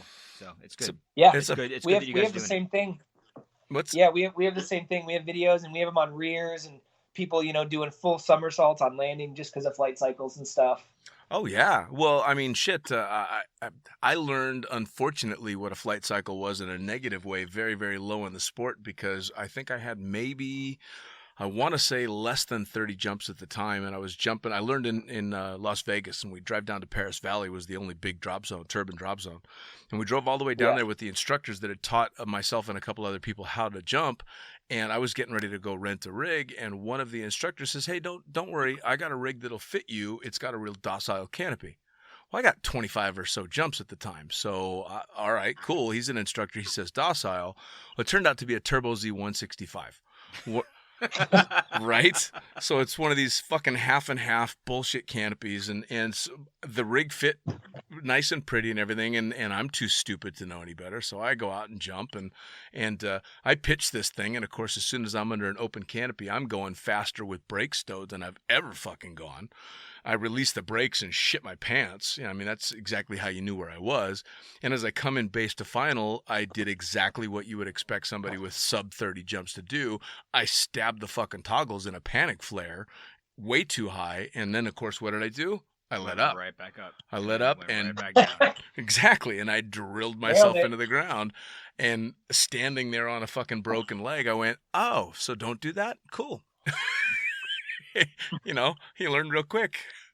Roger that. Yeah, man. Fuck, don't do that again. All right, fair enough. Now, to attest to just how stupid I was still on the load 2 loads later on a fucking broken leg. But I nailed the landing. And then I took 2 months off. So you've got Alter Ego as the team. You've got Alter Ego as the instruction. So you guys stay really busy, yeah? Oh, yeah. Probably a little too much. Well, in international travel, international competition, you're talking regular competitions, you're talking the freestyle stuff, everything, right? Yeah, and now me and Jeannie actually own and run the FLCPA. This is the first year we took over from Albert. Nice. So we have that to add to the list as well. So now that's some big shoes to fill. Fucking Albert's Albert's the man. Yeah, exactly. Well, luckily because he's the man, and, you know, it's his baby. He ran it for 11 years, I think he said. He took it from Chris Hayes He took over from Chris Hayes years and years ago, back when it was the actual CPC. And so obviously he didn't want his baby to fail. So he trained the living crap out of me. Nice. So it was a fairly smooth transition. Obviously we made some mistakes this year, but they were all, you know, just small and just goofy, you know? Sure. Now, speaking in strictly in competition, because there's so many different disciplines now to swooping, and again, for lower time jumpers that think a swoop is a swoop, there's so many different facets to it. What's your personal favorite? What do you like the best? That's a hard one, man. I get asked that all the time. I think it's kind of like, I don't know. I love it all, dude. Don't lie. Like, it's hard. Like, it's hard because it's like obviously, like that's usually my answer is it's split between Zonac and freestyle, but like that's for competition. It's normally the question's based around competition. My actual absolute favorite is doing 2As and doing team landings, but being the follower. Yep, I'm right there with you. Because on that it's, one. I said I'm right there with you on that one. I love following. Yeah, for sure. Well, it's got to be a ridiculous challenge. Again, from somebody that's never done it, not just swooping at that level, but having to do so while chasing someone else that's at your level has got to be a ridiculous challenge. Dude, it's crazy, especially with these new wings with how efficient they are. Like, you know, on Velos, it was easier because even with slightly different sizes and wing loadings, like they all kind of perform similar. Now it's like there's like this tiniest little difference, you know, where like I ate too much lunch and Jeannie didn't eat enough. Then we're like, it throws us off and I got to work a lot harder. Sure. And it's just, it's crazy. And it's, and as a married man, it's smart that you said it that way and not the other way around. I'm just going to say that. Yep. So now, I'm not stupid. I learned my lesson. Now that being said, how is it, how do you find it competing, working, living, the whole thing as a married couple? That's got to be a challenge as well, no? I mean, yeah, but not really. I mean, luckily, like even from the beginning, like because Jeannie and I are both so passionate about swooping, like we can spend a lot of time around each other, you know?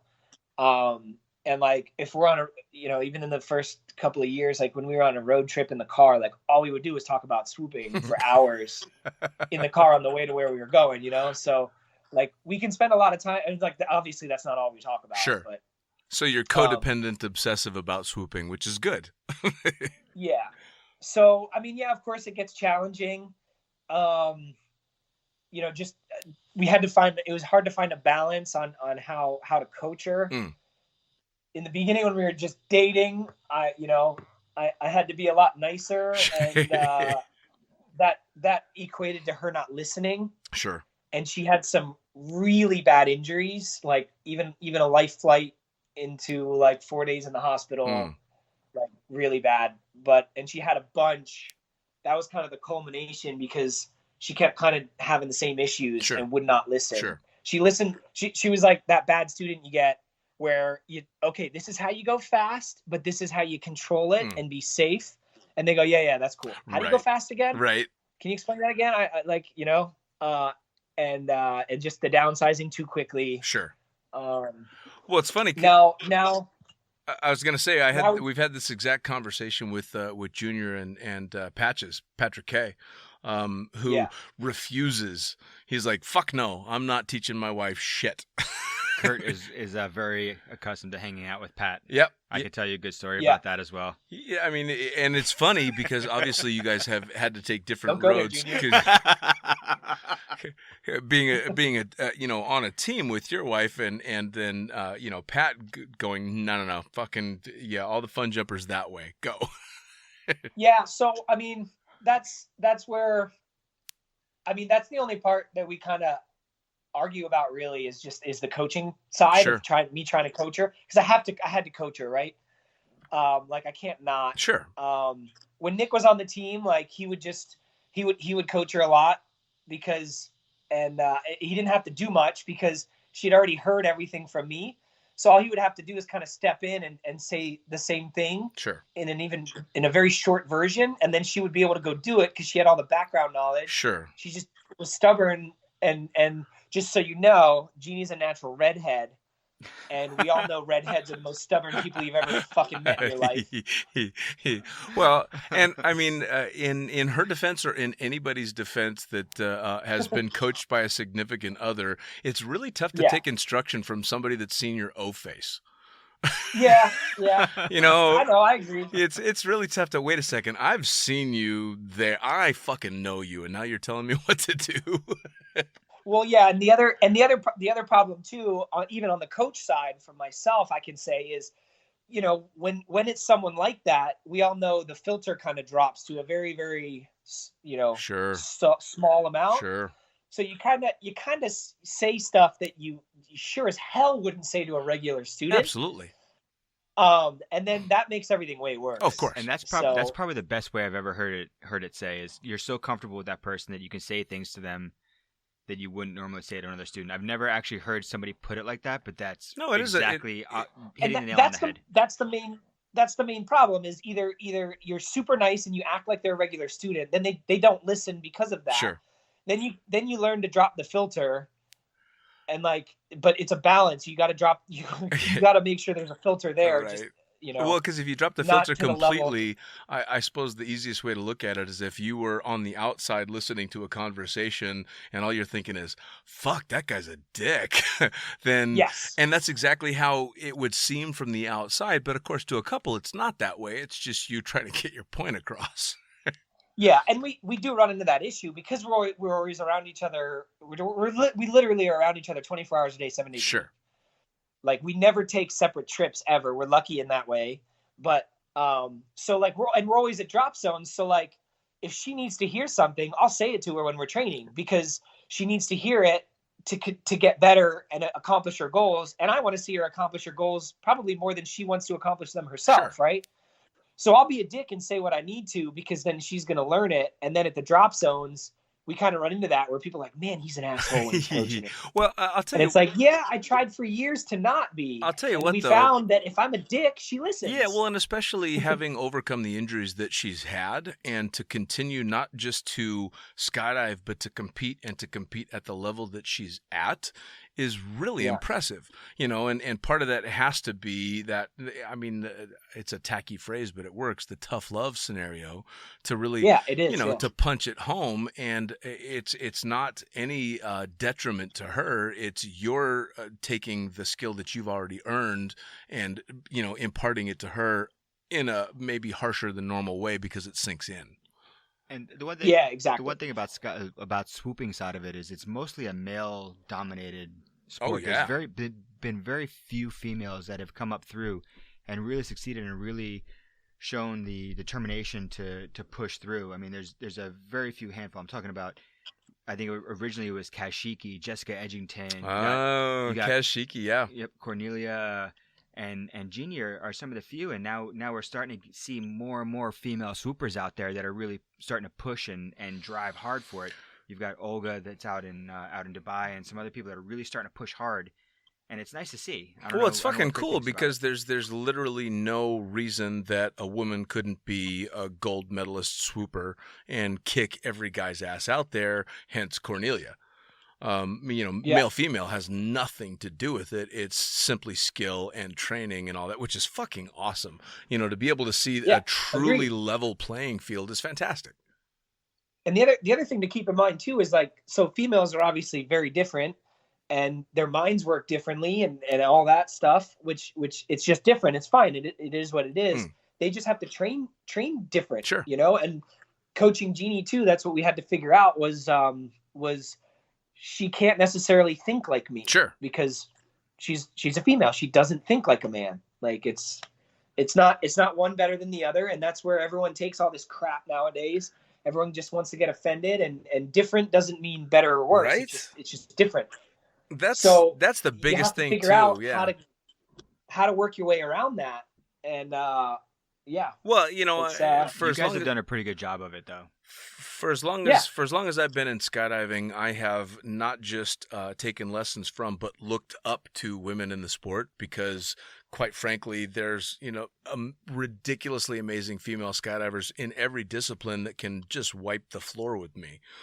And I suppose I've always looked at it that way, in that I never saw a difference between male and female when it came to jumping, because fuck me, there's nothing they can't do. Yeah.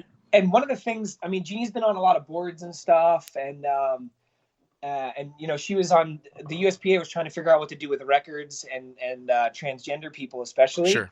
Which that's not where I'm taking this, but she was just on a board talking about the whole difference between males and females.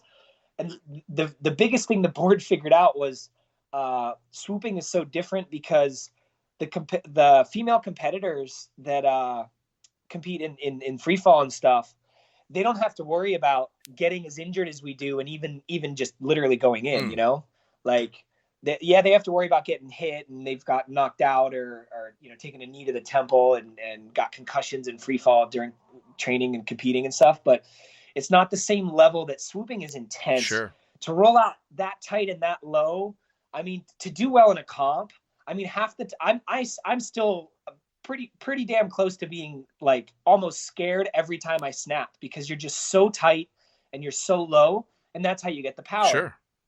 And that was the biggest thing between the different, not even necessarily between males and females, of course, but just the different competitions. Sure. Was swooping is so much more intense, where the other, the four-way people, they actually sat back and like, oh yeah, I never thought of that. Like, I don't have to worry about dying while I'm competing, and you guys kind of do. Yeah. Well, I mean, how many of our friends have gotten hurt, or how many of our friends have died from swoop injuries?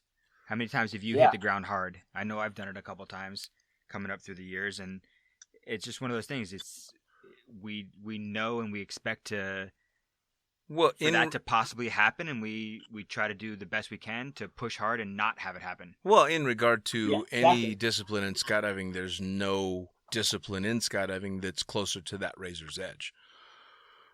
There's especially with the canopies that are flying now and the way that you guys are flying them, there's next to zero room for error. There really isn't. I mean, yeah, you can fuck up a run this way or that way, but when it comes to, coming out of your turn when you need to plane out when you need to, you've got next to no room. We're talking milliseconds.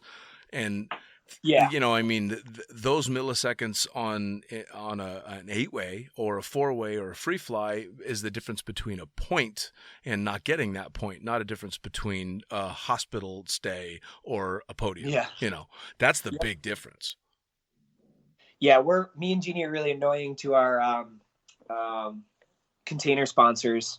Just giving Sunpath a shout out for dealing with us because we're so unbelievably picky with how everything fits and especially our risers and that kind of stuff, because you take that comfort away and your confidence is gone. Oh yeah. At the level that you're at, to throw gear fear into it is suicide. Well, I mean, not even just the fear, just like, hey, this doesn't feel that comfortable. So it's like, it's distracting when I roll out. And, you know, I don't really like how these risers are working because they're a little long, or, you know, I just don't like the front dive loops or whatever. Sure. Like at the FLCPA before nationals, I was dealing with a really bad shoulder injury. I redislocated my shoulder again this summer. And I had to sit out Pink Open just to be fit enough because I could not function. And I still only had 3 weeks to recover in between. And I almost cut the tip of my finger off right the day before that FLCPA. So now I'd spent the whole week trying to learn how to fly around my shoulder problems. Then you throw this in with no training, my finger and my grip. And I ended up getting a 0 because I went and snapped on a distance run. And, you know, we had done our Zonac in the morning, and then we would switch to distance. And I think it was the second round. I was just a little bit tighter and low, you know, but normal for me.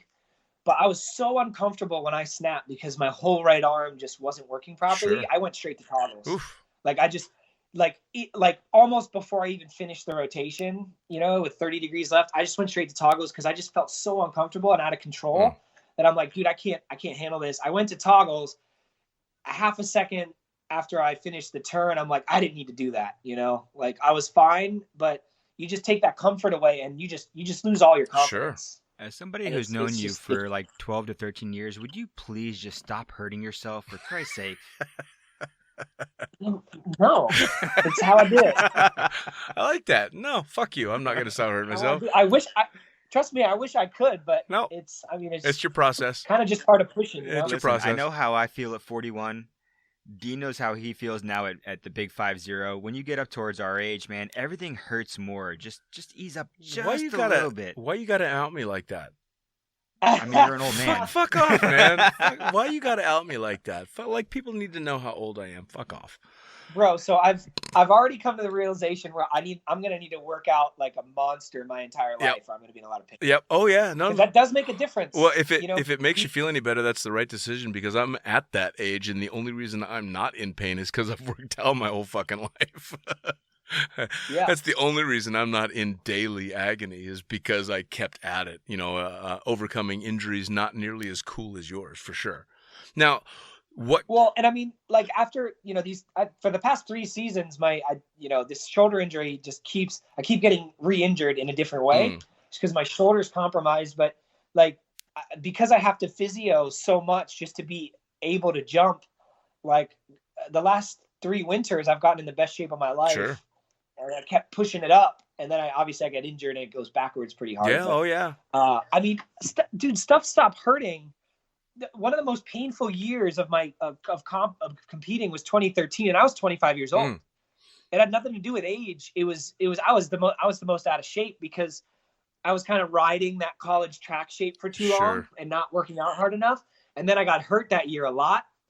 And because I got hurt, I couldn't even do as much as the little that I was. And I got super heavy, wearing very little of my weight belt.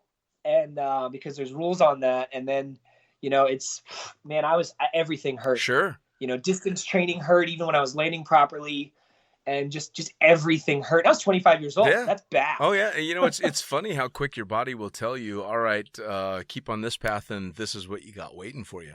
It's really quick with that. I go more than a week with a decent workout regimen, and everything starts to hurt, and getting out of bed just fucking sucks. So you learn just out of necessity. All right, I'd rather hurt in the gym than hurt in the morning, It's just that simple. And especially when you're still pushing at the level that you're pushing, those little aches and pains can, again, mean the difference between podiums and hospital rooms.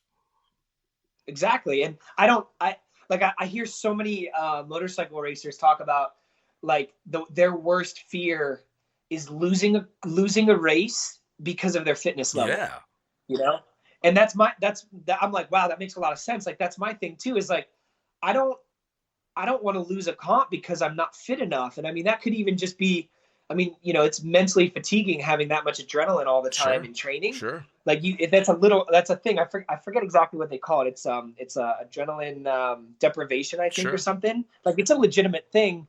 It doesn't matter how good in shape you are. Like, that stuff takes a mental toll. Oh yeah.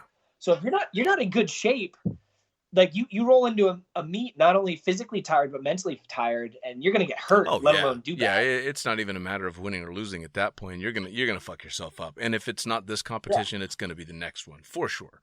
Yeah, no, fitness. And dude, having to physio my back this hard for my shoulder, like, I've always had the worst posture, always hunched over no matter what. Like, I would have to really focus, and I would be like, dude, I'm physically using muscles to stand up straight. This is ridiculous. Like, if I wanted good posture, having to physio my back this hard, like, I have good posture now. I stand up straight. Like, people comment to me if they haven't seen me for a while. They're like, and this started like a year and a half ago. They're like, man, you look different. I'm like, yeah, dude, it's my posture. Dude, now meanwhile, I noticed it pretty quick. I'm sitting in the booth right now watching Junior sitting up straighter than he's sat up in front of me ever. As you're saying it, I'm just sitting up straight. I'm like, I work out. What do you it's mean? fucking hilarious. He literally just I don't work out nearly enough as I should. He just slowly came from this caved over position to shoulders back, chest out, gut in, slowly. And immediately I was like, wow. I feel a little bit better after that. Yeah, that's pretty fucking funny, man. That was good. Dude, we bought a house 2 years ago, and I had a bunch of workout equipment in my house anyways, but the house we bought had this random fourth bedroom that was 15 by 19 square feet, which is huge for a random fourth bedroom. And as soon as we walked into that room, I looked at Gina, I'm like, we're buying this house. Like, this is my gym. Nice. And me and my dad put, 3/4 inch rubber flooring on the bottom. There's 2 full walls that are mirrors. I have an entire gym at my house. Nice. The only thing I don't have is a leg press machine, which I don't really need because I'm better off doing squats for the stability muscles anyways. Yeah. And if anybody wants to see those photos, they can go to Curt's Instagram. He puts them up every once in a while. Yeah. Well, I don't do that shit where I post pictures of me in my gym. It's usually just my gym. Cool. Yeah. Fair enough. So tell me now, what's next for you? What's next for Alter Ego? What's the next big step? You just took over the FLCP, which is a big fucking deal. Any other things on the horizon we want to know about? I mean, nothing major. We're sticking with just a 4-person team, keeping it a bit smaller. Ryan Brownlow's still on the team. He's been on the team since 2011. Fucking love Ryan. He's kind of, he's awesome, man. He's been on the team for a really long time. He's not as active as he used to be just because he had a kid. Sure. But he's still doing the big meets, so that's awesome. So now it's me, Jeannie, and Alex Hart. He's kind of, the new kid on the block. Cool. He's like 25 with like 8,000 jumps and stuff. He might have turned 26 now. I can't remember, but I think he's 25. He's got a lot of jumps, and, working with him is kind of, we combined forces, and that's where the Alter Ego Fast Tracks comes with. Awesome. Because he was the only one on the Fast Tracks kind of swoop team. Sure. So we called him and spoke to them about working with him and becoming teammates. And obviously they weren't willing to, Fast Tracks wasn't willing to let go because of Alex, because his dad, owns that team. And we obviously didn't want to lose what we've worked like, 8 or 9 years for at the time. So it was like, cool, we can just combine forces and work from there. Sure. So yeah, we want to build the FLCPA up and kind of keep that going. Nice. And so where do people go now? I'm a new jumper. I want canopy coaching. I'm a wannabe competitive swooper. Where do I go for that? How do they find out about the swoop league? Where's the good way to track you and everything that's going on? So The best way is the website is actual swoopleague.com Awesome. for the FLCPA. Awesome. You know, it's actually named that because it used to have all the different swoop leagues on it. Like there used to be some European stuff and like the DISL out in Dubai. Yep. And Albert would put some info up about that and all it has all the results basically from almost every comp every year. That's kind of trailed off a little bit just with how busy Albert got. And this year our new website didn't get put up as fast as we wanted. So we kind of didn't have that kind of stuff, but you can find out a lot of information on that. And we're going to try to keep that going and keep that as big as it was. Cool. And then obviously the Facebook page is, you know, sure. For the FLCPA is going to have all that info as well. And that's one of the best places to go. Like, that's why I stayed in Florida. Like, yeah, I liked Florida. But the reason I decided to stay there was for the FLCPA. Nice. Because Jay Maletsky gave me a lot of good advice when I was a young skydiver. And if Jay Maletsky tells you to do something, you fucking do it. You listen, like, for sure. You don't even like, you almost don't even question it unless you just want more info about what he just said. I mean, he's don't even OG. think about he's it. Just say, yes, sir. Thank you, sir. Right. And fucking go do it. And he told me, he's like, go to as many comps as you can. He's like, don't let money stop you from going to comps. He's like, sell stuff you don't need. He's like, find a way to get there. If you're allowed to go compete at a comp, he's like, go do it. Nice. You know, and I still do that to this day. So a lot of people ask me, like, why do you still do the FLCPA? You know, a lot of those guys stopped doing it once they got to a certain level. And I think it was more also, you know, they were getting older too and didn't want to beat themselves up too much. But I want to compete as much as I can. Like, I love competing. That's my favorite thing to do. It just challenges your mind and your body so much in different conditions. And that's one of the reasons why I did kind of like the fact that I could take over the FLCPA, because that's a whole different challenge. Trying to run the meet and compete at the same level that I was. Yeah, man. And be able to go out and throw down and throw up at least state records or national records if we have the conditions while I'm running the meet. That's a whole other challenge. Yeah, man. That's a lot of irons in the fire.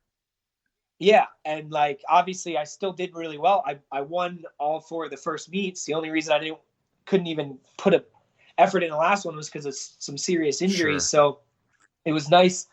It's a great place to start. And we're making some rule changes next year because now there's 3 classes. There's the beginner, the intermediate, and the pro class. Cool. So we're making some changes in the beginner because that was such a great idea. And then like it started out really well, and then people kind of took advantage of some slack rules and just kind of, you know, you used to get made fun of if you showed up with a Valkyrie like 71, 75 in the beginner class. Like, hey bro, what are you doing in the beginner class? Like stop sandbagging. You get made fun of so much that you would almost be forced to switch. Now that's not happening so much. People are showing up to their first competition ever with 3,000 jumps on a 71 Valkyrie. And it's just like, dude, what are you doing? That's not what the beginner class is for. Right. Like, you belong in the intermediate class. That's what the intermediate class was for. Right. You know, my first year of competing, we competed together. We just had a handicap. Sure. And it was, you know, a handicap / safety buffer. Instead of 5-foot gates, it was 10-foot. But we got scored together. And that's the way it was like back in the CPC as well. The CPC was the same exact way. Exactly. So then Albert split it because, you know, just the level of, we started seeing people getting crazy scores and crazy times with the compared to the pros. Even the year that I won, we were already starting to do it. You know, we were putting down too good of scores compared to the pros. That's why, like, that third comp I won, I beat all the pros too. And it was because of that handicap. Sure. The level was getting too high, so it got split. Sure. But then it was also less intense because people didn't want to show up till they thought they could win because I have to compete against pros. Right. And then the intermediate class got rid of that. And then people were doing it. They weren't joining as early as they could because the intermediate class was so strong. So now there's a beginner class. Sure. Which is so awesome. Next year, you're not going to be able to fly any of the Valkyries, Leias, Airwolves in it. You know, you got to fly the more square wings, the Velos, the JFXs, the JVXs. But it's because we're trying to get out even Saber 2s and Katanas. Sure. You know? We love seeing the guys on Katana's doing 90s, you know, or Saber 2's doing 270s or whatever. Like, we love seeing that. When those guys come out, like, they get the most help, you know, because one of the best things about the FLCPA, the reason I love it so much is everyone helps everybody. All the pros, even though it's a comp, they take the time to help the new guys and give them free coaching during the comp. Well, and that's something that I've actually always heard about the swooping portion of skydiving, regardless, is that it's very much heavy on camaraderie and heavy on helping someone, whether you're competing against them or not just because you want to see them do well as a friend, but because you want to help keep them safe. So it's this extra bit of help that you can give someone because the stakes can be so high, which is fucking awesome. Yes. Yeah, which is awesome. Now, and what's the big meets, you know, some of that, like, everyone kind of gets in their own mind and has to focus on themselves. So the bigger meets, that doesn't happen a lot, you know, as much. Sure. It's just more amongst like super close friends, because that's all anybody can really give. Right. Because the meet is taking so much from them. Right. Because, I mean, even for me still, you know, a U.S. Nationals will still feel like a world championship, even if the flying isn't quite as high of a level, just because of what's at stake. You screw up, you don't even go. Yeah, absolutely. So it's you're not even talking about the level of flying. You're just talking about the stakes. So mentally, it's crazy. But the FLCPA in the middle of the comp is when the new guys need probably the most help. Right. You know, because it's so intense and you get so much out of it, and that's why I love the FLCPA so much. And for sure, you know, our team started getting as involved as we could as early on. I was always being the lead coach, not training all day Friday, to stand at their pond and give every single person coaching on every single landing. Just helping people during the meets. We started, especially when all the class splitting, and then they brought out wing loading rules just to keep people from overdoing it in the wing loading compared to their experience level. Sure. Because we started seeing that even happen with pros at big meets. There was some really bad accidents and even a couple of fatalities. Yep. So that's more for a safety thing, to keep people to check in what they're doing, you know. Sure. It keeps it safe, but a level playing field, which is great. Yeah. Because that's what it's all about. And so we started. That's a lot of medals for the league and stuff, and awards for the league to pay for. Sure. And going home with a medal, even if it's a little rinky-dink, you know, pretty cheap-looking medal, it's still something physical to show how much hard work you put into it. Yeah, man. I mean, it's the medals. Well, just being in the competition in general is badass for any jumper to be able to go out and say, "Hey, I was in this competition." It doesn't matter if you came in dead last, but like, I competed in the '98 Nationals for sky surfing, and I'm a silver medal out of 2 teams that competed. Yeah, that silver medal is cool. That silver medal is hanging right fucking next to me now, because I competed in the U.S. Nationals in an open class. I've got a silver medal. So yeah, and that's badass. Yeah, absolutely. The beginning of the CPC and the beginning of the FLCPA, there were no medals. It was either a cash prize or thanks for coming out. Like, if you were lucky, you got your money back for the competition and you went home. Yeah. So it's nice to see the progression through the years. Money. Like, you spend money. Like, you spend it without thinking about it. Sure. And it's like, there's been comps where I've gone to and people hand me thousands of dollars and we don't even get a medal. Or like the DISL used to give you like a giant check too. Right. Like, that's about as good. My giant check from the DISL. It's fucking cool. I lost one at an airport because I'm an idiot, but all the rest of them are down in my trophy room, you know? Yeah, like it's fucking cool. Yep. I lost mine from the first swoop, from the first swoop challenge, and the same thing. I was like, oh man, I wish I had that. Yeah. So, and the year I won, I couldn't get it home because it was so big. So I don't have that one either, and that's a bummer. But I think that's what happened with mine. So what comes next for Ultra Ego? Is it just continuing on the normal competitions and the instruction? Yeah. Yeah, I mean, we just want to keep. We're already spread. I don't want to say thin, but we're already doing a lot, you know. So we want to just keep doing what we're doing and even better. Sure. We got into mountain flying a handful of years ago. And we did it with this guy, Jan Einer, out in Norway. He's awesome. He's a really close friend of ours. He's a freaking Viking ninja. Trains all the special forces out there and stuff. But I mean, he speed flies, base jumps, mountain flies on a regular basis at his drop zone. And he runs the drop zone out there. Nice. He taught us so much about mountain flying and the weather, because I'm sketched out when I go fly down mountains with people that Sure. don't know a whole lot about the weather's completely different. Absolutely. Completely different. And I've done mountain stuff where you just solely relying on the leader, and then you start asking the leader questions, trying to learn, and they kind of just go send it, and you're just like, dude, like this is serious. Like, Yeah. you know, I've gone down sections of mountain where there's serious downdrafts, and you're just getting pushed at the mountain, but we knew it was going to be there, and you can't tell on the video it was there, but you're hitting your rears to compensate, and you're only 15 feet off the deck in a dive at the mountain when you feel it. But we were briefed on it, so we knew we could do it. And if somebody goes and does that with you and you're not expecting it, man, you're going to hit real quick. Oh yeah, no, But I've got more There's than something to be said for mentors in the sport, no matter what they are, and for us to be at the level that we're at and to have that kind of mentorship. And the same thing when I was out in Norway with our team back in 2015, like to get that knowledge is amazing. Yeah, and it doesn't matter what you've accomplished in anything in skydiving. Like nobody should ever feel like they're above continuing to learn. And I don't care if the dude has 500 jumps. Shut up and listen to what he has to say, because he learned it from somebody else. Well, I mean, the bottom line is the overall theme of this podcast has been that there's two walkaway points that come up in pretty much every podcast. One is the community is fucking amazing, and that's probably what keeps most of us in the sport for as long as we are. And two, you never stop learning. Ever. Yeah. If you've stopped learning, it's time to fucking take up golf, because that's when you're going to get yourself hurt.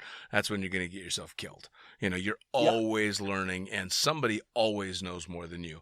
And I've said it before in many of the podcasts that I've done. It's nice knowing that I'm an average, middle of the road skydiver, free flyer, swooper, tandem instructor all the way down the line, because I always know I have something to learn, and I never walk away thinking, oh yeah, I got this, because I'm always making sure that I've got it. It's an extremely important thing. So especially when you're pushing the limits and doing mountain flying and all that kind of stuff, it's a big fucking deal. It really is.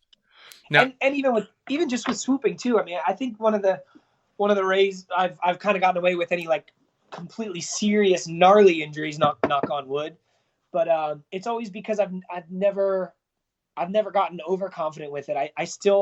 I mean, if you see me on a regular jump, on any jump, even a competition jump, how many times I do gear checks in the plane? Sure.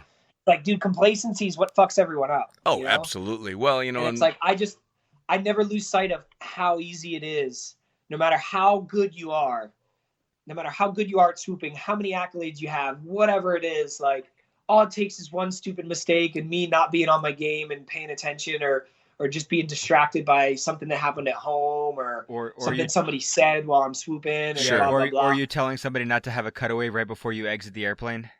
Yeah, man. Exactly. So as we get towards the end, and especially because we've kind of hit this topic, one of the things that I always ask my guests towards the end of the podcast is, for newer jumpers or for jumpers that have kind of hit the wall and they're wondering why they're still in the sport, what advice do you have to those two categories? I would just say find the correct people to listen to keep progressing. Normally, if you hit a wall or you're getting bored, it's either you're not challenging yourself, or go try something new. It's so easy to get stuck in a rut. I mean, it happens even with swooping, with competition training. Like you're going and doing the same thing so much, like you can get frustrated, or just like the fire can leave. So go out and do something different. Even if it's swooping, just go out and don't stop competition training. Nice. Just go swoop the pond for a while. If you're a free flyer and you're getting bored, go try something else. Sure. Go put a wingsuit on, or go do some high pulls on your canopy. Go learn something different and find the right people to listen to, because some people can lead you pretty far astray with how you need to learn, or just with the attitude. Like, it's all about attitude, right? Sure. That's a good point. Find the right person to listen to is a really good point to make. Yeah, because somebody with the wrong attitude, they'll blow too much smoke up your butt, and you'll get this weird, arrogant thing where you think you're way better than you are, and there's not much else to learn. There's always a lot more to learn. Sure. And just try something else, like us branching off into running leagues, doing mountain flying. Like, part of the mountain flying is we started running a boogie with them as well. We do specialized coaching, and we go out and do a prop 3 days of a project, a weekend of coaching, and we get newer jumpers into mountain flying safely. Nice. They might not be anywhere near the mountain because they only have 150 jumps, but they'll go jump kind of near them and land off in a small landing area. Sure. And like, you know, find the people that are doing it correctly. You know, we're giving them specialized coaching. We're putting people up that know the weather. We're giving them a good leader, not a leader who doesn't really know. Like, I've been with leaders that can't really spot well, and they're leading people down a mountain, and that's like to me, that's a huge red flag. Yeah. So, you got to find the right people to listen to. Sure. It's the biggest thing for me. I've been so lucky to pick that out on my own. Sure. My whole career. And it really worked. Yeah, no, really well. I completely agree. Well, and in all points, definitely trying to mix it up for the jumpers that are getting a little bit stale and try something new. And for the newer jumpers, of course, finding the right mentors and picking that path and listening to everybody and then figuring out on your own, of course, who's full of shit and who's aiming you in the right direction, who's, you know, steering you the wrong way and who's really going to benefit. You know, I mean, that's a big deal. And that's part of the community as well. And one of the reasons that I'm still such a huge fan of the sport and skydivers in general is, for the most part, people try and help, you know, aim you in that direction, which is fucking epic. It really is. Yeah. And on those lines as well, one of the big pieces of that is always ask, if you get taught something, always ask why. Yeah. Right? You need to know, you're not being a wise ass. I was that annoying student that you have to explain everything to me. Not because I didn't understand it. I understood what you said. But I need to know the why, so that I can fully grasp the concept and actually utilize it. If you don't know the why, you can't put it into practice. Sure. No, you just know the information. Completely agree. And if somebody can't explain why, two things are happening. Either they're telling you the right information, they just don't know the backstory, which means they're probably not utilizing it, or it's actually wrong information. Right. Because if you can't explain why, there's a pretty solid chance that it's actually very, very wrong, because there's still a lot of misinformation flying around in skydiving. Oh, sure. Or at least even just better techniques. And of course, you're going to be able to explain why you do a bad technique as well, but it's at least going to help. And if they can't explain why, don't just throw it out the window and assume that it's crap. Find somebody who can explain why. Right. Because if it's crap information, the person that can explain why will tell you the correct information and explain why that's right. Yeah, absolutely. You know, just get as much as you can, for sure. I completely agree. Now, on the subject of alter ego, how do people track you guys social media wise? Where are you on Facebook, on Instagram, on all that stuff? Oh man, we have everything but Twitter basically. Yeah, we're on Instagram. Social media are the big two ones.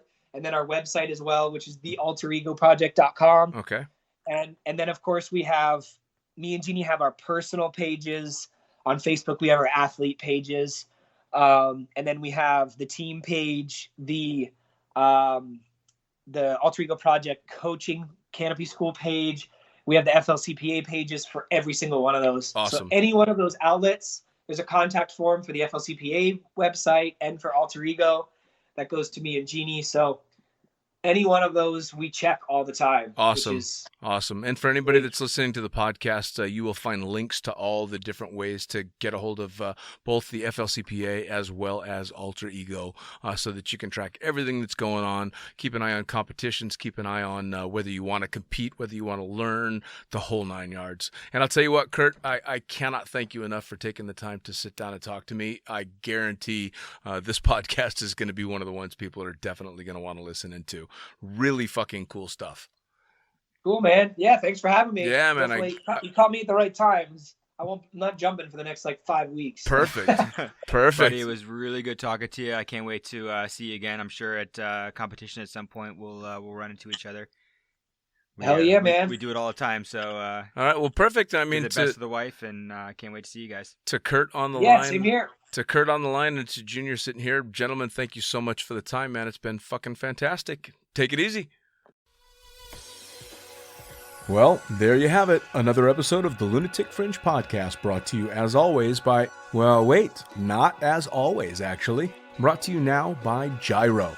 Formerly known as NZ Aerosports, you'll head to gyro.com for their next level line of canopies. By Pussfoot, the Extreme Sports Collective. head over to pussfoot.com to check it out. By Summit Parachute Systems, check out summitparachutesystems.com to talk to Jarrett Martin and the gang about kick-ass pilot rigs, rigging courses, and more. By Flyaway Indoor Skydiving, go to flyawaytn.com and check out all the cutting-edge stuff to come. By Pure Spectrum CBD, head to purespectrumcbd.com to check out their wide range of CBD products. And as for us, head to the lunaticfringepodcast.com to listen to any of the hundreds of episodes currently available, hit the link for our YouTube channel, pick up your copy of the Lunatic Fringe book or The Accidental Stripper, and get a sneak peek at upcoming guests. Once again, thanks for listening, and we'll see you next time.